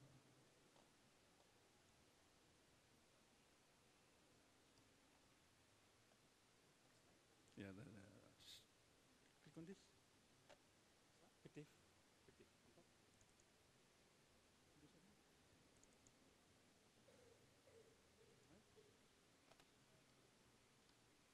All right, here. Basically, overview, we've done that. Student life cycle. For those of you, you apply for admission when you come to USP or down at Tafe, and then now you're attending orientation. And you go back and do your registration. Attend lectures after that. And then you start doing submitting your assignments, courseworks, and then you finally sit exams. And now the course coordinators will assess your applications, your exams, your coursework, and then determine whether you've completed your program.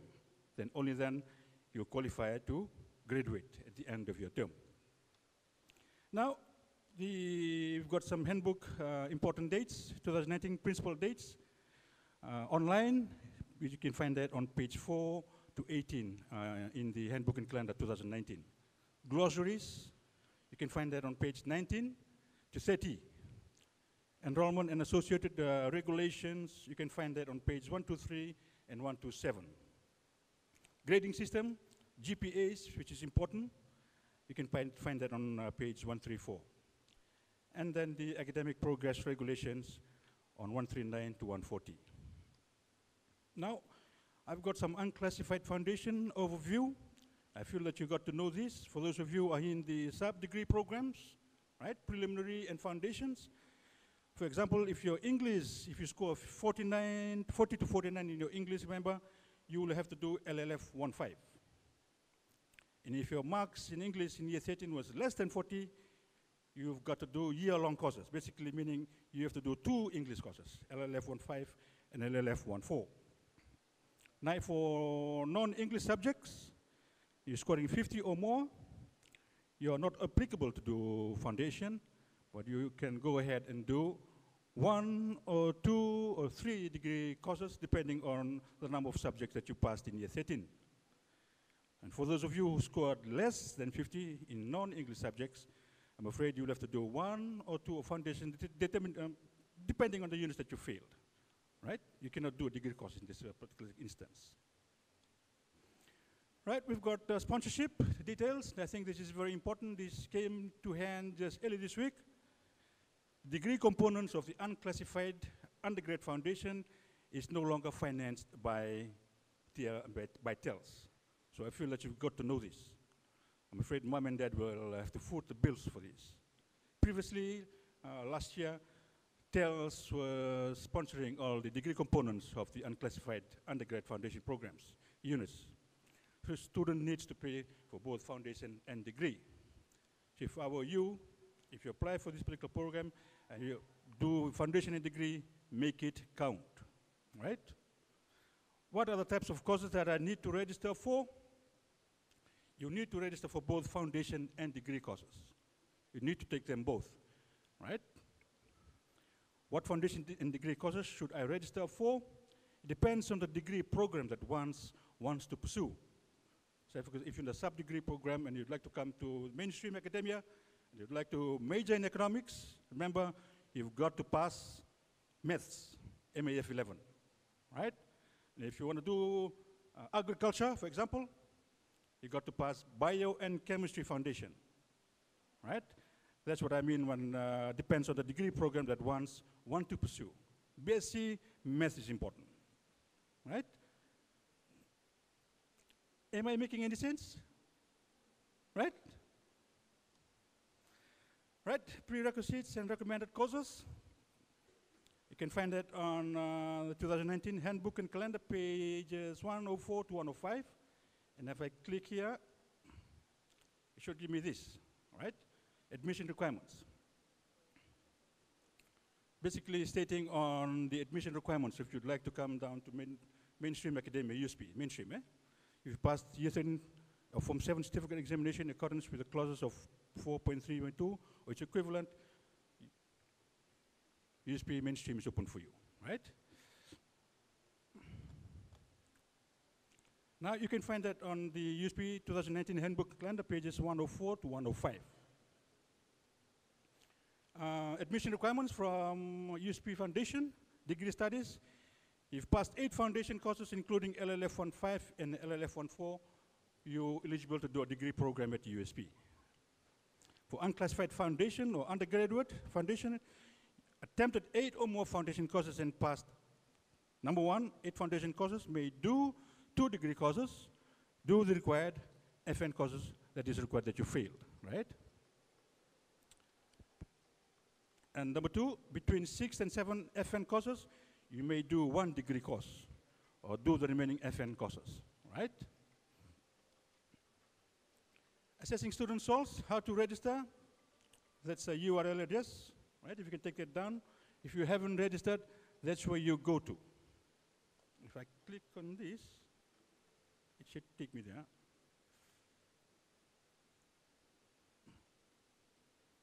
There, right? If you click on that URL address, www.student.uspac.fj, it opens this page. You click on my student source, right? Basically asking you to state your username and your password. This will be provided in your offer letter. That's how you go in and do your registration. And that's where you go in to find your finance, your invoice as well. I think invoices will be available first week or second week of the lectures, right?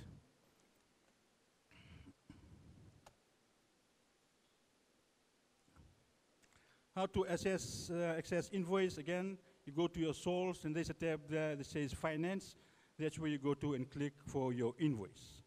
Again, I think should be available first week, I'm told, first week of the semester. Right, at the University of South Pacific as well, we've got this new application, software application that's called the AGO, Academic Advising and Approval Framework.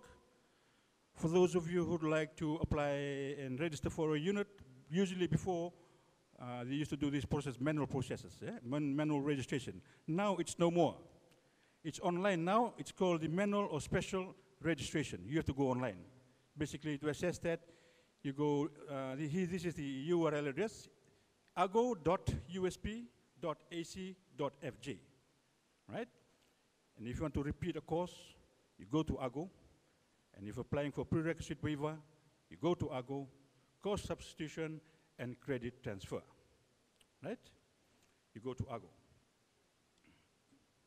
These are some deadlines that I feel that you should know about. Admission. Admission for coming to USP is 30th Jan. That was yesterday, but it's been extended to this Friday. Last day to do admission is this Friday. Registration, last day to do registration for USP for semester 1 is this Friday, 1st February. And if you register for a unit before Friday, you won't pay a fine. But after Friday, on Saturday, example, you register for another unit, you'll be liable to pay a fine. Last day to do registration is on the 2nd of February. That's on a Saturday. Withdrawal from courses, remember, if you register for a unit and you feel that you aren't able to cope, make sure to withdraw online, right? It's available online, withdraw. The last day to do that is on Friday, 22nd February. Yeah? Again, I'd like to stress the fee payment deadline is Friday, 1st March. If you have not paid your fees by then, you'll be, we'll cancel your registration, right? Basically, you'll be no longer considered a USP student. So make sure to pay your fees by Friday, 1st of March. Right, basically that's our location. For now, enrollment and data, we're based at the OSA tutorial block. And from Monday next week, we will be based at the USP gym, right? Our phone contacts are 323-1444, and that's our normal opening hours on Thursdays, Monday to Thursdays from 8:30 to 4:30, Fridays 8:30 to 4 p.m. And that's our email address. Any queries, helpdesk@student.usp.ac.fj. That's if any queries, just drop us an email. Well, that's about it from me. I'd like to take this time to wish you all the best. Naka.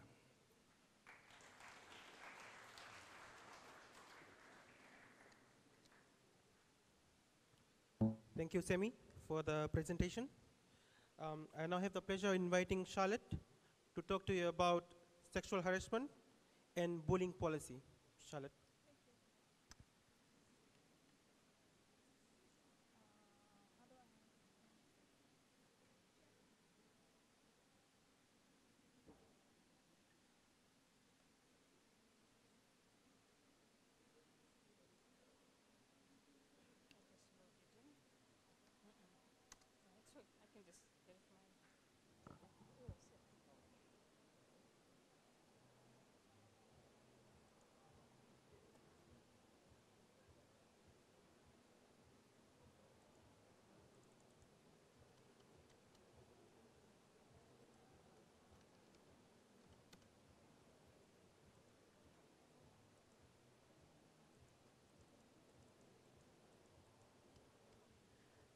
Good morning, students. My name is Charlotte. I'll be talking about the sexual harassment and bullying policy. Just give me a moment, trying to log on to YouTube.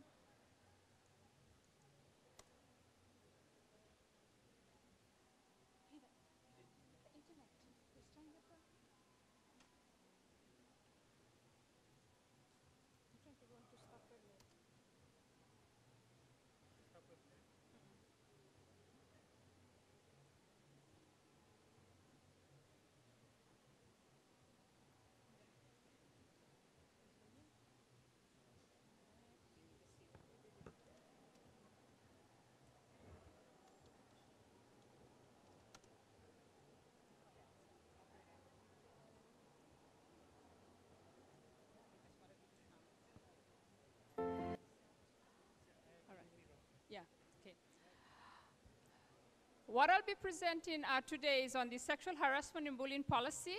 So the University of the South Pacific is taking a very proactive stand against sexual harassment and any form of bullying that is between student and student and student and staff.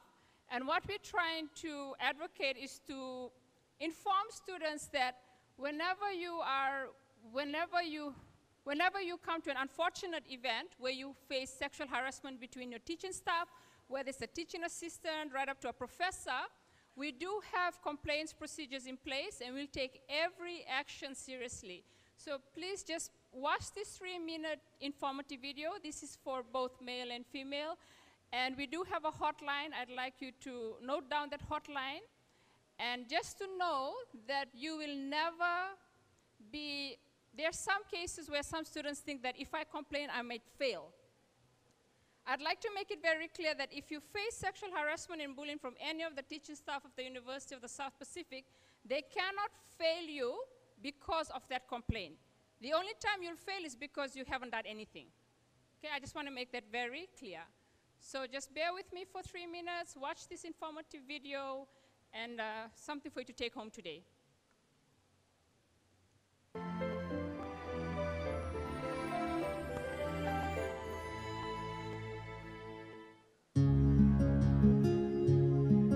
The University of the South Pacific has a sexual harassment and bullying policy in place that aims to provide a safe environment for all its employees and students, free from discrimination on any ground and from harassment at work, including sexual harassment and bullying. First things first, let's define sexual harassment and bullying. Sexual harassment can be defined as a form of discrimination and gross violation of a person's human rights and human dignity. Sexual harassment can occur at 2 levels: in relationships of unequal power or authority, as in staff to students and supervisor to subordinate relationships, and between peers or co-workers, example, worker to worker or student to student. Bullying, on the other hand, can be defined as any repeated unreasonable behavior in any environment that is directed towards a person or group of people that creates a risk to their mental or physical health and safety. This also includes cyberbullying. What are some examples of sexual harassment and bullying? Physical contact such as patting, pinching, leering, or touching in a sexual manner.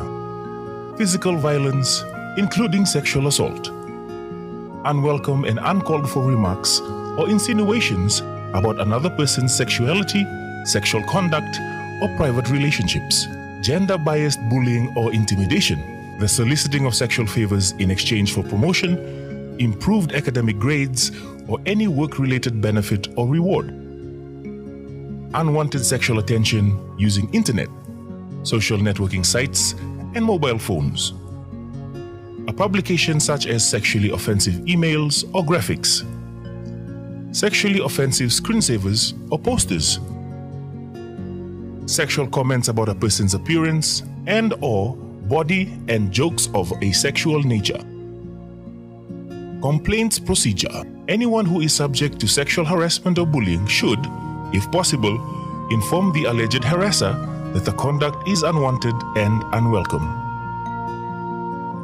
USP recognizes that sexual harassment may occur in unequal relationships, that is, between a supervisor and his or her employee, student to teaching staff, and that it may not be possible for the victim to inform the alleged harasser. USP has opened a 24-hour hotline to receive calls from the university community to report instances of sexual harassment or perceived sexual harassment, provide some guidance and support, receive assurance from empathetic agents. The agents are from the university. This service is to provide initial support and assurance only. If there are serious cases, then the callers will be directed to appropriate entities for help either in the university, the Fiji Women's Crisis Center, or the police. There is a hotline number 1567 that anyone can call from a Vodafone or TFL phone. The caller's and the agent's identity is kept confidential, and there is no requirement to disclose names. Thank you for watching.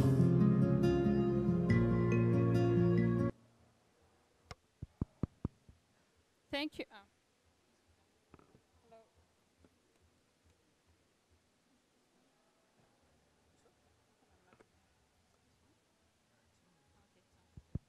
So this is the 24-hour hotline, 1567, even if you face sexual harassment and bullying with your peers as well. So thank you for your time. Have a great semester and treat everyone with love and respect. Vinaka.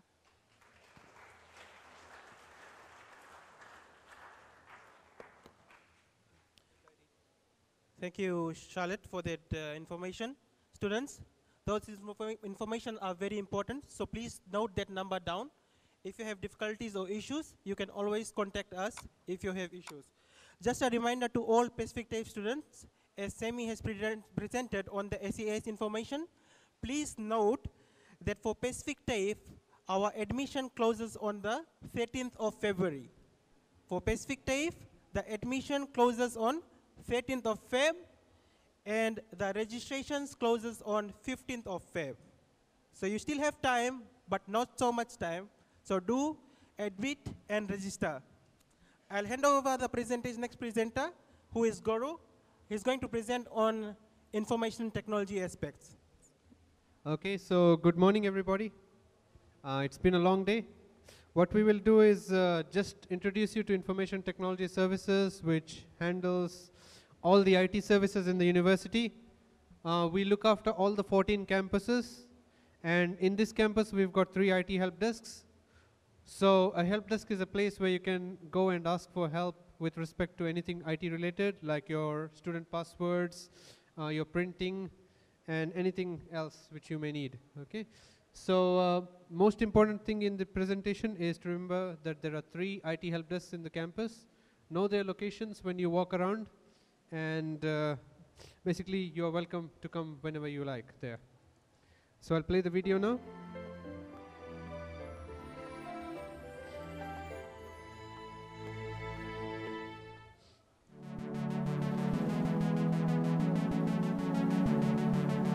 Welcome to USP Information Technology Services, or I.T.S. for short. The ICT Center is where I.T.S. provides assistance with student accounts, email, internet, Moodle, file storage, and student computing.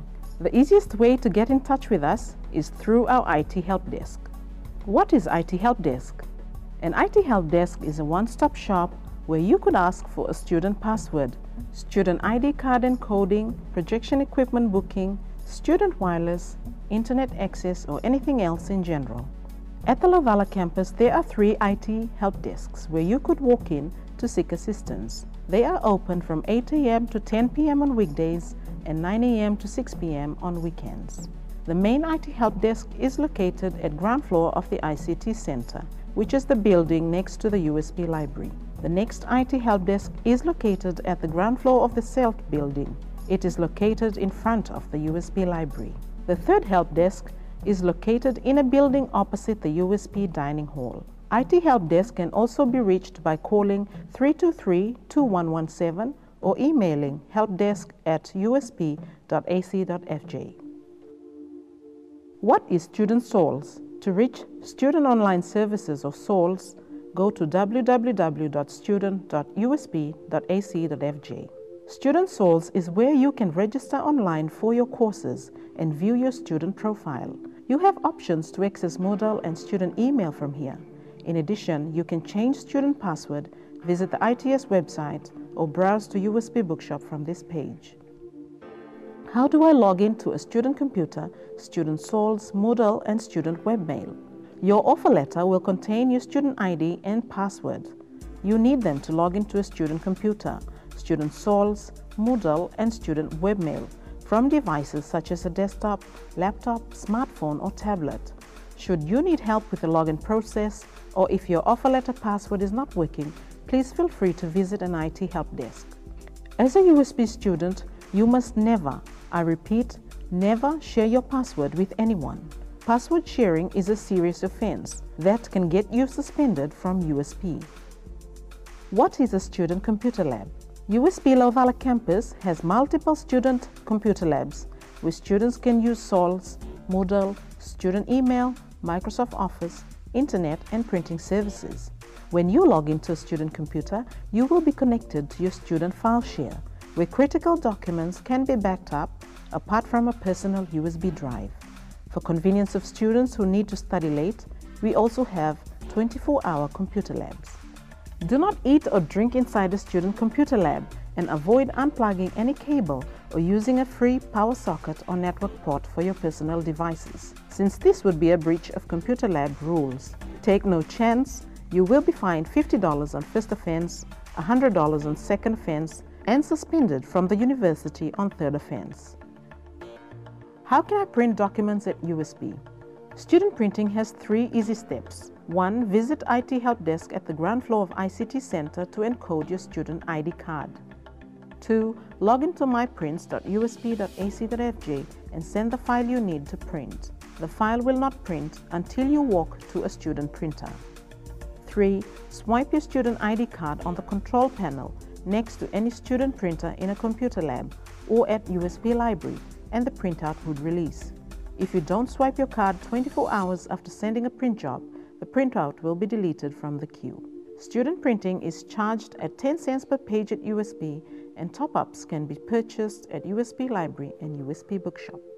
What is USP Wi-Fi? USP provides free wireless internet to students inside the campus. You will need to visit an IT help desk to have any 2 devices between your laptop, tablet, or smartphone to be added to USP Wi-Fi. Do not allow anyone else to log into your laptop, tablet, or smartphone with your student ID. All internet activity is tracked by IT services under your student ID, so you need to use USP Internet for educational purposes only. To find out more about ITS, visit www.usp.ac.fj. Under Information About, select Support Services. Under Support Services, select Information Technology Services. Feel free to browse through the website to learn more about us. Good luck with your studies at USP, and ITS hopes to make your time here easy and enjoyable. Thank you for listening and have a great time at USP.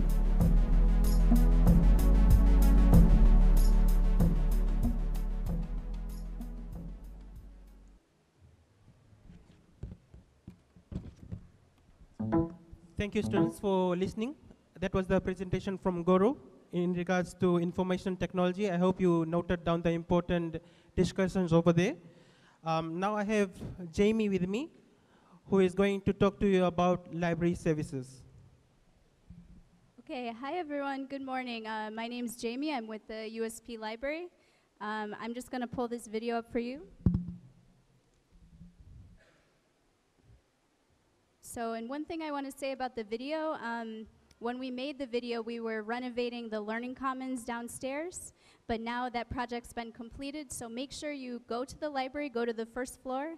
It's got all new seating, PowerPoints to charge your devices, and it's an interactive learning space for you. So make sure you go to level A in the library.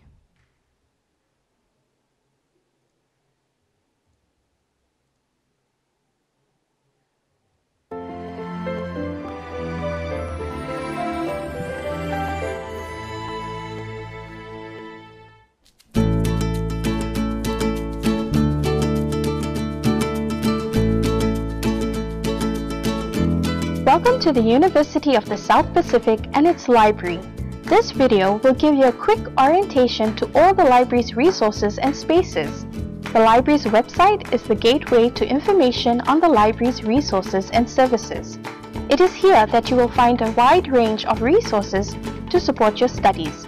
Guides on how to do research, copies of past exam papers, information on interlibrary loan and other policies, and lists of new resources. You can always find out more about the library by consulting library print brochures or by consulting with staff at the information desk on level B. The library offers you many services, a place to study with peers or alone, books and electronic resources, research literacy skills classes to help you learn how to use the library's resources better, computer labs, Wi-Fi, printing and copying services, and many more. We also run library tours at the beginning of each semester to introduce you to the library, its services, resources, and general rules. The first-time use of electronic resources can be daunting. If you aren't sure, sign up for an IRS or Information Research Skills classes, or attend a walk-in session. The library has 3 levels, and each holds different information and services. Level B houses the entrance and contains study space and computer labs run by I.T.S. The main issue desk is where you can issue out books, pay fines, or check out keys to the discussion and postgraduate study spaces. Always bring your student ID card in order to have an item issued to you.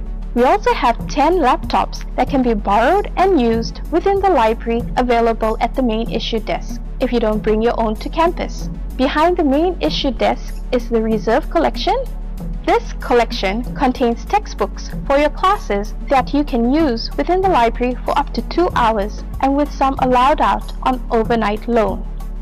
The library offers an information desk that is managed by qualified library personnel where you can get assistance with assignment topics and research questions. They also give you assistance on how to use the library, including the online public access catalog or AUSPAC to locate books. Level B also contains the Humanities and Social Sciences books, print periodicals collection, and the reference collection. In order to locate a book, go to the AUSPAC, type in your keywords, and then see which book is best for your research topic. Be sure to check the year it was published. Then note down the call number and find it on the shelf. If you need help finding the book in the collection, locate a library attendant who will assist you. If you wish to use a book that is on loan, you may place a reservation for it and you will receive an email when it is available for pickup. If you are unsure about how to place a reservation, seek help from the information desk staff. Level C houses the Pacific Collection, the library's valuable collection of rare, archival, and Pacific-related materials. Due to their value, they may only be used in the Pacific Collection reading room.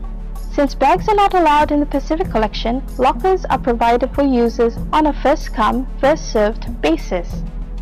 Housed adjacent to the Pacific Collection is the audio-visual collection of DVDs and videos.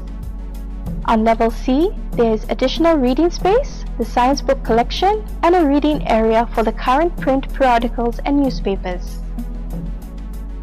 Level A is currently being redesigned into a learning commons. This is an area designed for collaborative group work and general discussion and use of learning technologies. You will also be able to get assistance from Student Learning Services, I.T.S, SAS, and the library under a one-stop shop approach. It's important to know that levels B and C are quiet study floors and you must set your cell phone to silent mode in all areas of the library or you could be fined. We hope that each visit to the library or to our online databases will encourage you to learn and explore as you study at USP.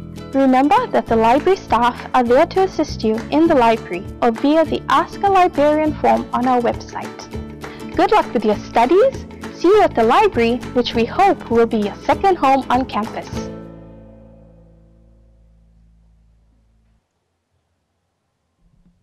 Okay, thank you so much. Any questions about the library? Okay. Well, we hope we'll see you over there. Thank you so much. Have a good day. Thank you, Jamie, for your presentation. Now I have Nitin here to present on how you guys are going to access Moodle and the Moodle services in general.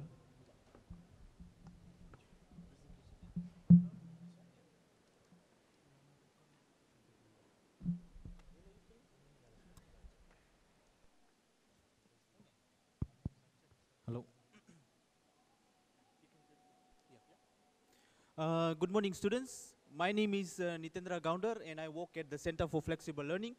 This morning, I'm here to talk to you about Moodle. Many of you must be wondering what is Moodle. Okay, so Moodle is an acronym for Modular Object-Oriented Dynamic Learning Environment. It is the learning management system that the university uses for teaching and learning. Purpose of Moodle: It is a learning environment that allows lecturers and students to communicate effectively via discussion forums, class news and announcement. Students can submit assignments, attempt online quizzes and tests. Students can view their assessment marks online. Students can sign up for lab and tutorial groups. And students can download their lecture notes from the Moodle shell. Okay. How to access Moodle? First of all, to access Moodle, you need to have the internet connectivity. Secondly, you need to click on the link which is given over here, which states as https://elan.usp.ac.fj. Once you have clicked on this link, you will be navigated to a page which is shown down here. So you'll be required to enter your username and password. The username and password, you people must have got it in your offer letters. Once you have entered your username and password, you need to click on the login button. Okay? Once you have clicked on the login button, you'll be looking at your Moodle course shell, where you'll be able to see all the courses that you have enrolled for the current semester will be populated. Okay? For further help on Moodle, if you need more information on how to use Moodle, you can always click on the Moodle student guide. The URL is given over here. Okay. Also, you can access your Moodle shell and click on the drop-down menu which is on the side over here. And by clicking on the student guide, you'll be able to get access of the student guide. Okay. For more help on Moodle, you can always send us an email on moodlehelp@usp.ic.fj. Any questions? If there are no questions, thank you for your time, and I'd like to wish you all the best in your studies this year. Thank you.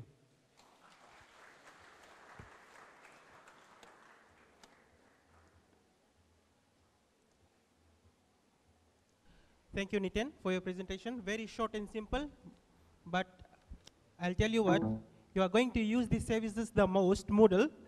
So pay heed to what Nitin has said, and if you need assistance, always email them, and they will provide you with the needed assistance. I have head of security here with me, Mr. Isemeli, who is going to talk to you about security aspects of USP.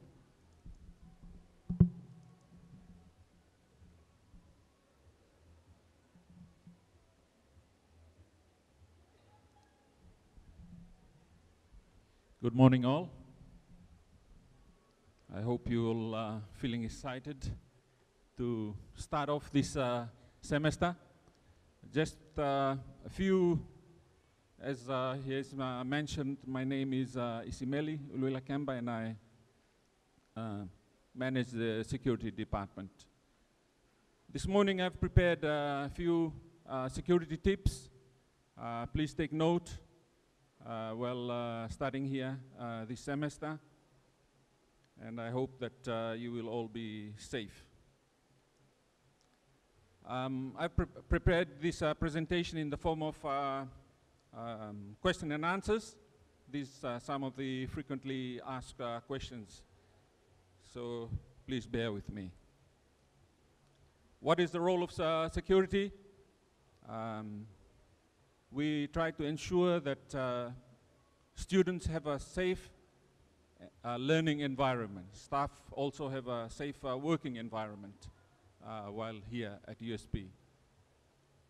How do we carry out this role? Okay, we have 24-hour security here on campus. We have 3 shifts. They work 24 hours. In addition to that, we have an in-house security as well as outsourced. So you will see them as you come in through the gates. The ones who are looking after the gates, mainly the in-house security. At Statham and Marine Campus, we have outsourced security. And in some of the sites within the campus here, we also have outsourced security. Okay, where we are located, okay, if you happen to be around the Disability Center. We are right opposite the Disability Center. There's a wooden building there. I'll show you the photo of that building towards the end of my presentation.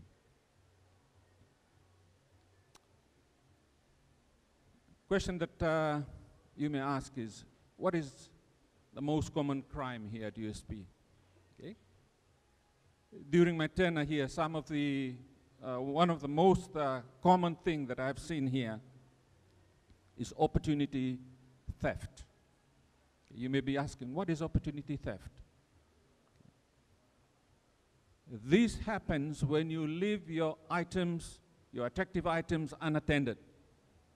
And I want to really stress this to you. Okay? We have a lot of students who go into the library, they use the labs, they plug in their phones, or they leave their laptops on the table unattended. They go out and take their lunch break. They go out and take a phone call, or they go to the restrooms. Some even go and attend lectures. The whole day out in lectures, and they come back to where they left their items, and they found that they are missing. Please, I'm urging you, don't do this. Look after your personal items. They are expensive. You have laptops, mobile phones, iPads. Okay, please look after them. So just like in any other university here in Fiji, this is one of the most common things that we see. Okay. Also, there are some, we have students who do gambling, okay? They come in and they gamble. Okay, we don't allow this, please. Some even come and sell cigarettes, okay? Please avoid doing those kind of activities here on campus.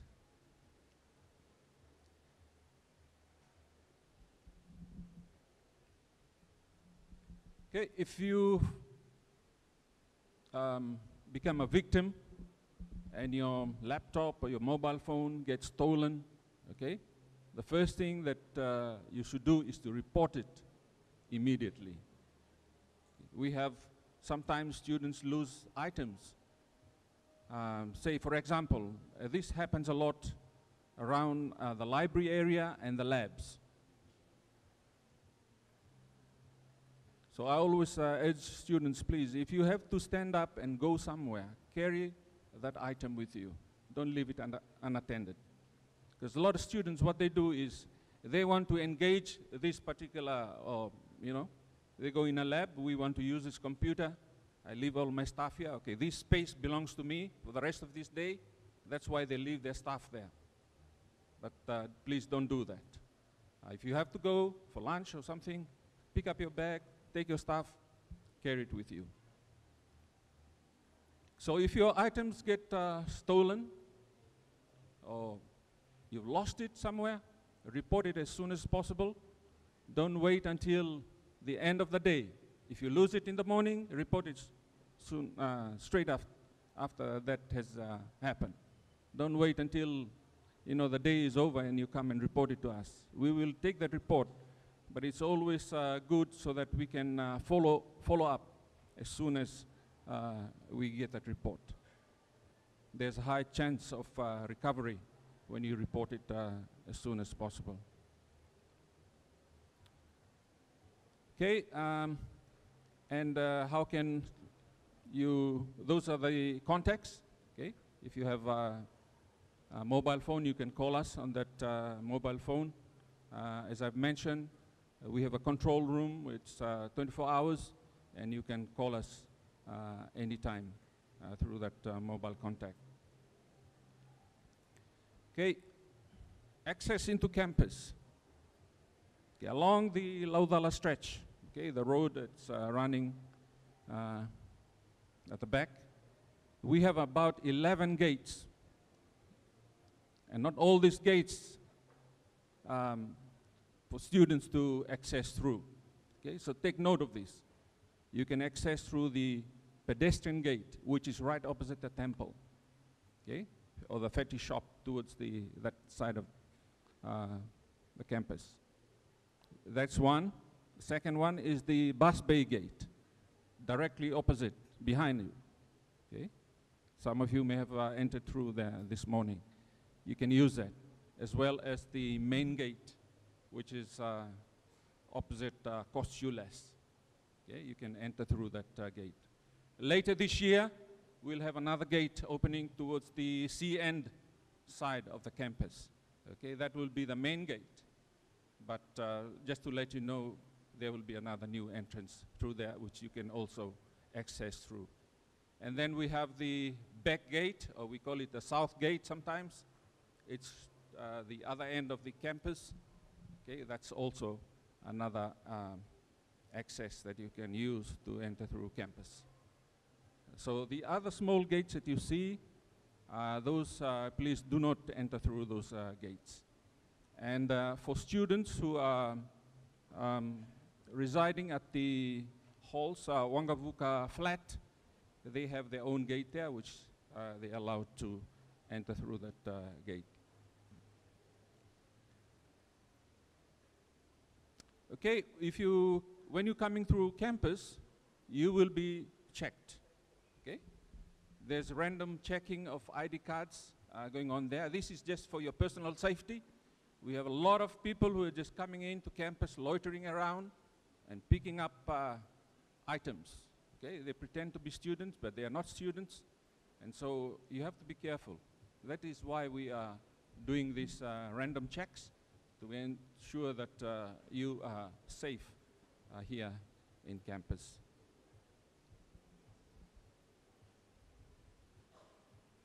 So please always use your ID cards when you enter. There is a fine. Okay, this is an on-the-spot fine, we call it, of $50. Okay, that can be applied if you do not produce ID cards. Okay, for this time, until you have maybe the end of Feb, sometimes when you have all received your ID cards, we will be enforcing that that regulation very strongly. Okay, there are other fines that we also apply here. Littering, okay? And this includes, okay, there are a lot of students who want to sell off their items, maybe at the end of the semester. They go around posting up posters, laptop for sale, books for sale, okay? And they post it all over the place. Okay, this is not allowed, okay? That's considered as littering as well. There are authorized notice boards in campus where you have to go and place your notices there. Not just on the walls of the buildings, on the, along this covered walkway. You see a lot of posters, Ngunu Sande and all that kind of thing. Okay, there's a fine for that. And we also apply those fines. Illegal parking, those of you who have vehicles coming into campus, okay? We have student car park, okay? Please do not park at a staff car parking area. They are designated car parking areas. If you're not sure, please ask security where I can park my car, but just don't park anywhere, because you can be clamped and you'll have to pay a fine of $50 to unclamp. And remember, if you cannot pay that fine, it goes to your student hold, okay? And it'll go and sit in your student hold until you pay it up. Okay, every now and then, we send out emails on the all-staff student mail. Okay, if there are security issues that we want to address on campus, security tips, that we want to ensure that you are aware of those, please read up these emails, okay? They're to remind us of tips while you're here in campus. Basically, that's what I would like to cover. If you have any questions, you can always come and ask us, the security, or you can pop up in our office. I hope that you will have an enjoyable study this semester and a safe one as well. Vinaka.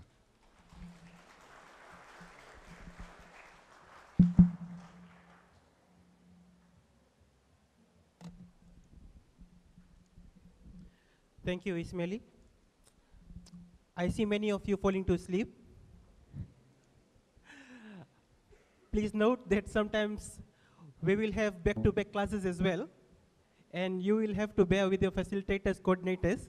So this is the time to gauge yourselves. Nevertheless, we have come to the conclusion of our official program.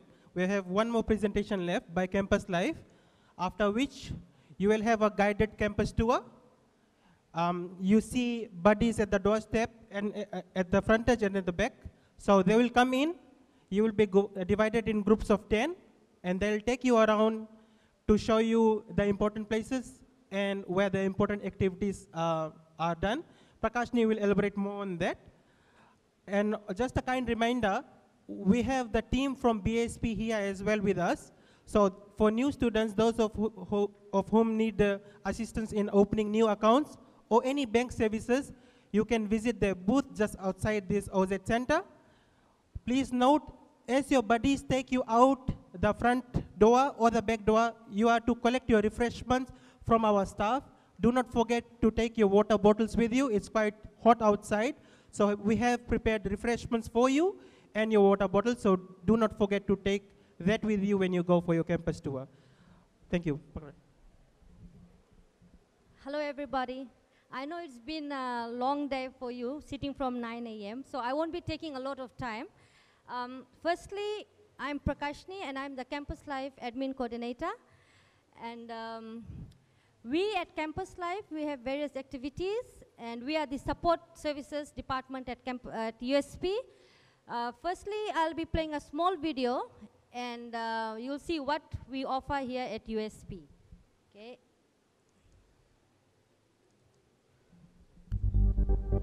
Welcome to Campus Life, your home away from home. The University of the South Pacific's Campus Life section is entrusted with the responsibility for the provision of services that foster a sense of community and promote understanding, responsibility, tolerance, and sensitivity. Our mission at Campus Life is to contribute to student academic attainment by providing a welcoming, safe, secure, and supporting learning environment through our services and programs. What do we provide? We provide student orientation, first-year experience, health and wellness services, counseling, career and entrepreneurship, disability services, students' grievances, Campus Life sports, Campus Life events and activities, student orientation. Your first time at USP campus can be overwhelming, and that is why Campus Life has implemented the orientation program, which is designed to smoothen your transition to university life. You are encouraged to attend your faculty welcome session and as many workshops as possible. You will get an orientation kit which contains important information that will help you adjust in the university environment. So come and let us guide you as you take your first step of your journey into being a USP student. First year experience. We understand that being a new student to a USP life is an exciting and a challenging time in your life. First year experience or FYE services are aimed to help introduce you to campus resources and opportunities as part of your learning at USP. So give us a call or come and visit, and together we will make your first year experience unforgettable. Health and wellness services. For a small membership fee at the beginning of each semester, members can consult the university medical offices at the Health and Wellness Services for consultation, local hospitalizations, medications, and/or dental and optical consultations and treatment available at local government hospitals as prescribed by the university medical offices. Please note that membership is compulsory for all students from outside Fiji but optional for Fiji students.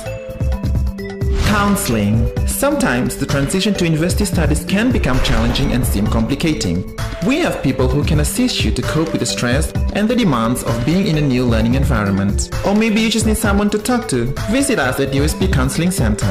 Your visit to us will be treated private and confidential. Career and entrepreneurship. You have chosen the University of the South Pacific to further your education because you are serious about the career that you have always wanted. Your time here in USP will become a culmination of years of hard work, study, and encountering numerous challenges. The USP Career and Entrepreneurship at Campus Life offers a wide range of career development programs which students are able to access. If you are serious about your future, talk to a dedicated staff to assist you with your career needs. Disability Services. The USP Disability Resource Center works with other departments, sections, and staff in the university to remove learning barriers for students with disability and provide appropriate information, services, assistive technologies, student volunteer bodies, and other forms of practical support. Students with special learning needs may seek further assistance at the USP Disability Center. Please note that it is your responsibility to contact the Disability Resource Center as early as possible, and together we will work out appropriate strategies and support to ensure that you succeed at your studies here at USP. Student grievances. Life is not always smooth sailing.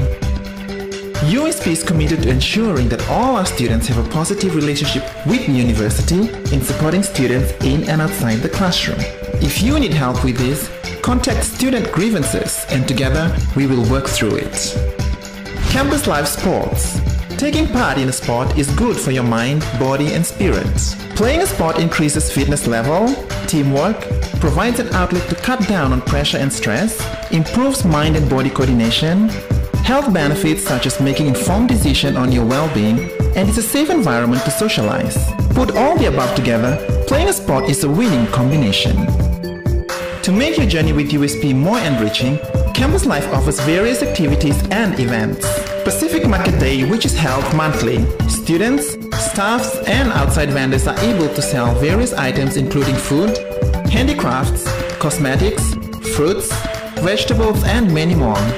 Pacific Market Day is a way to create awareness on the Pacific Island countries that make up USP and help develop the Pacific Family concept.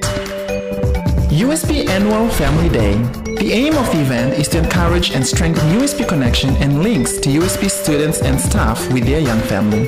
Family members of the USP staff and students can not only expect a day filled with activities, entertainment, and lots of fun, but also celebrate being part of the big USP family. Health Week. This week-long event is aimed at bringing together students and staff with a major focus on encouraging, discovering, improving and maintaining a healthy lifestyle on a budget. USP Health Week is about making a commitment to invest in your health. Campus Life also organizes a range of talks, competitions, physical activity classes, cooking demonstrations, health checkups, and many more. During the week, students and staff can find out how to use the expertise and the services provided within the university to reach their full health potential and state of mind. Giving back. At USP, you will have the opportunity to give back to the community. And what better way than to donate blood? Giving blood is a simple thing to do, but it can make a big difference in the lives of others. If you need to know more on the services offered by Campus Life, visit the Campus Life website under the support services or visit our respective departments.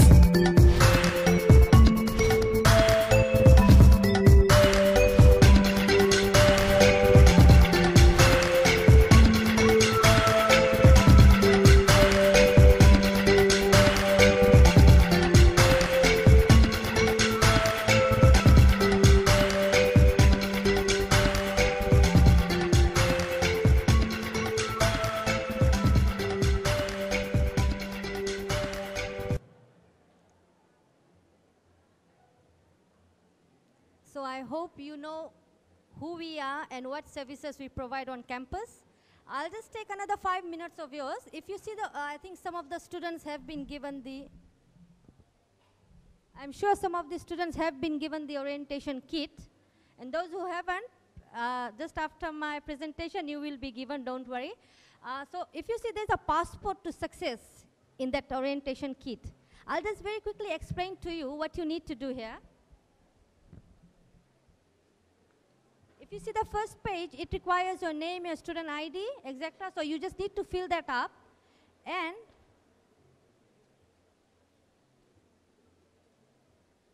And here on the second page, there are places where you need to go and get this passport stamped. We have got stamping stations around the campus. The students are already waiting for you there. So our buddies, you can see the buddies, the beautiful faces in black t-shirts. They are standing around the aisles. They will take you for a tour around the campus, so where you will be taking this and getting it stamped. So there's a little bit of change in this passport for you students. Like the requirement is that you need to attend at least three workshops. So from the morning, since today is the last day of orientation, from the morning the workshops have been like it's going on from the morning, so it's going to finish at 12:50, so I know like you have lost, So what we'll do, you just need to go with the student buddies, get the stamps. So the only page you'll get stamped is this one, the second page. So after it's stamped, once the tour is finished, you will be linked with these buddies. You go to the orientation village. You must have seen big marquees that is at the student car park.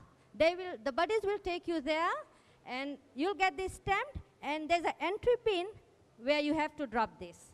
And to be eligible to get to win prizes such as laptops, this has to be filled, your student ID, and it has to be stamped at all 4 places. If it's stamped at only 2 places, it's not valid. So remember, all 4 places. And just one more announcement. We have a bus tour that is scheduled at 2:15. The bus will be parked at the student car park. I think it's a city line bus that will take you for a tour around Suva city. If you are not familiar with Suva, so it's a free ride. So we'll have the buddies there to assist you. And yeah, I think that's it from the team Campus Life. And I wish everybody, all the students, all the best in your future, and all the best in your future with USP. Vinaka.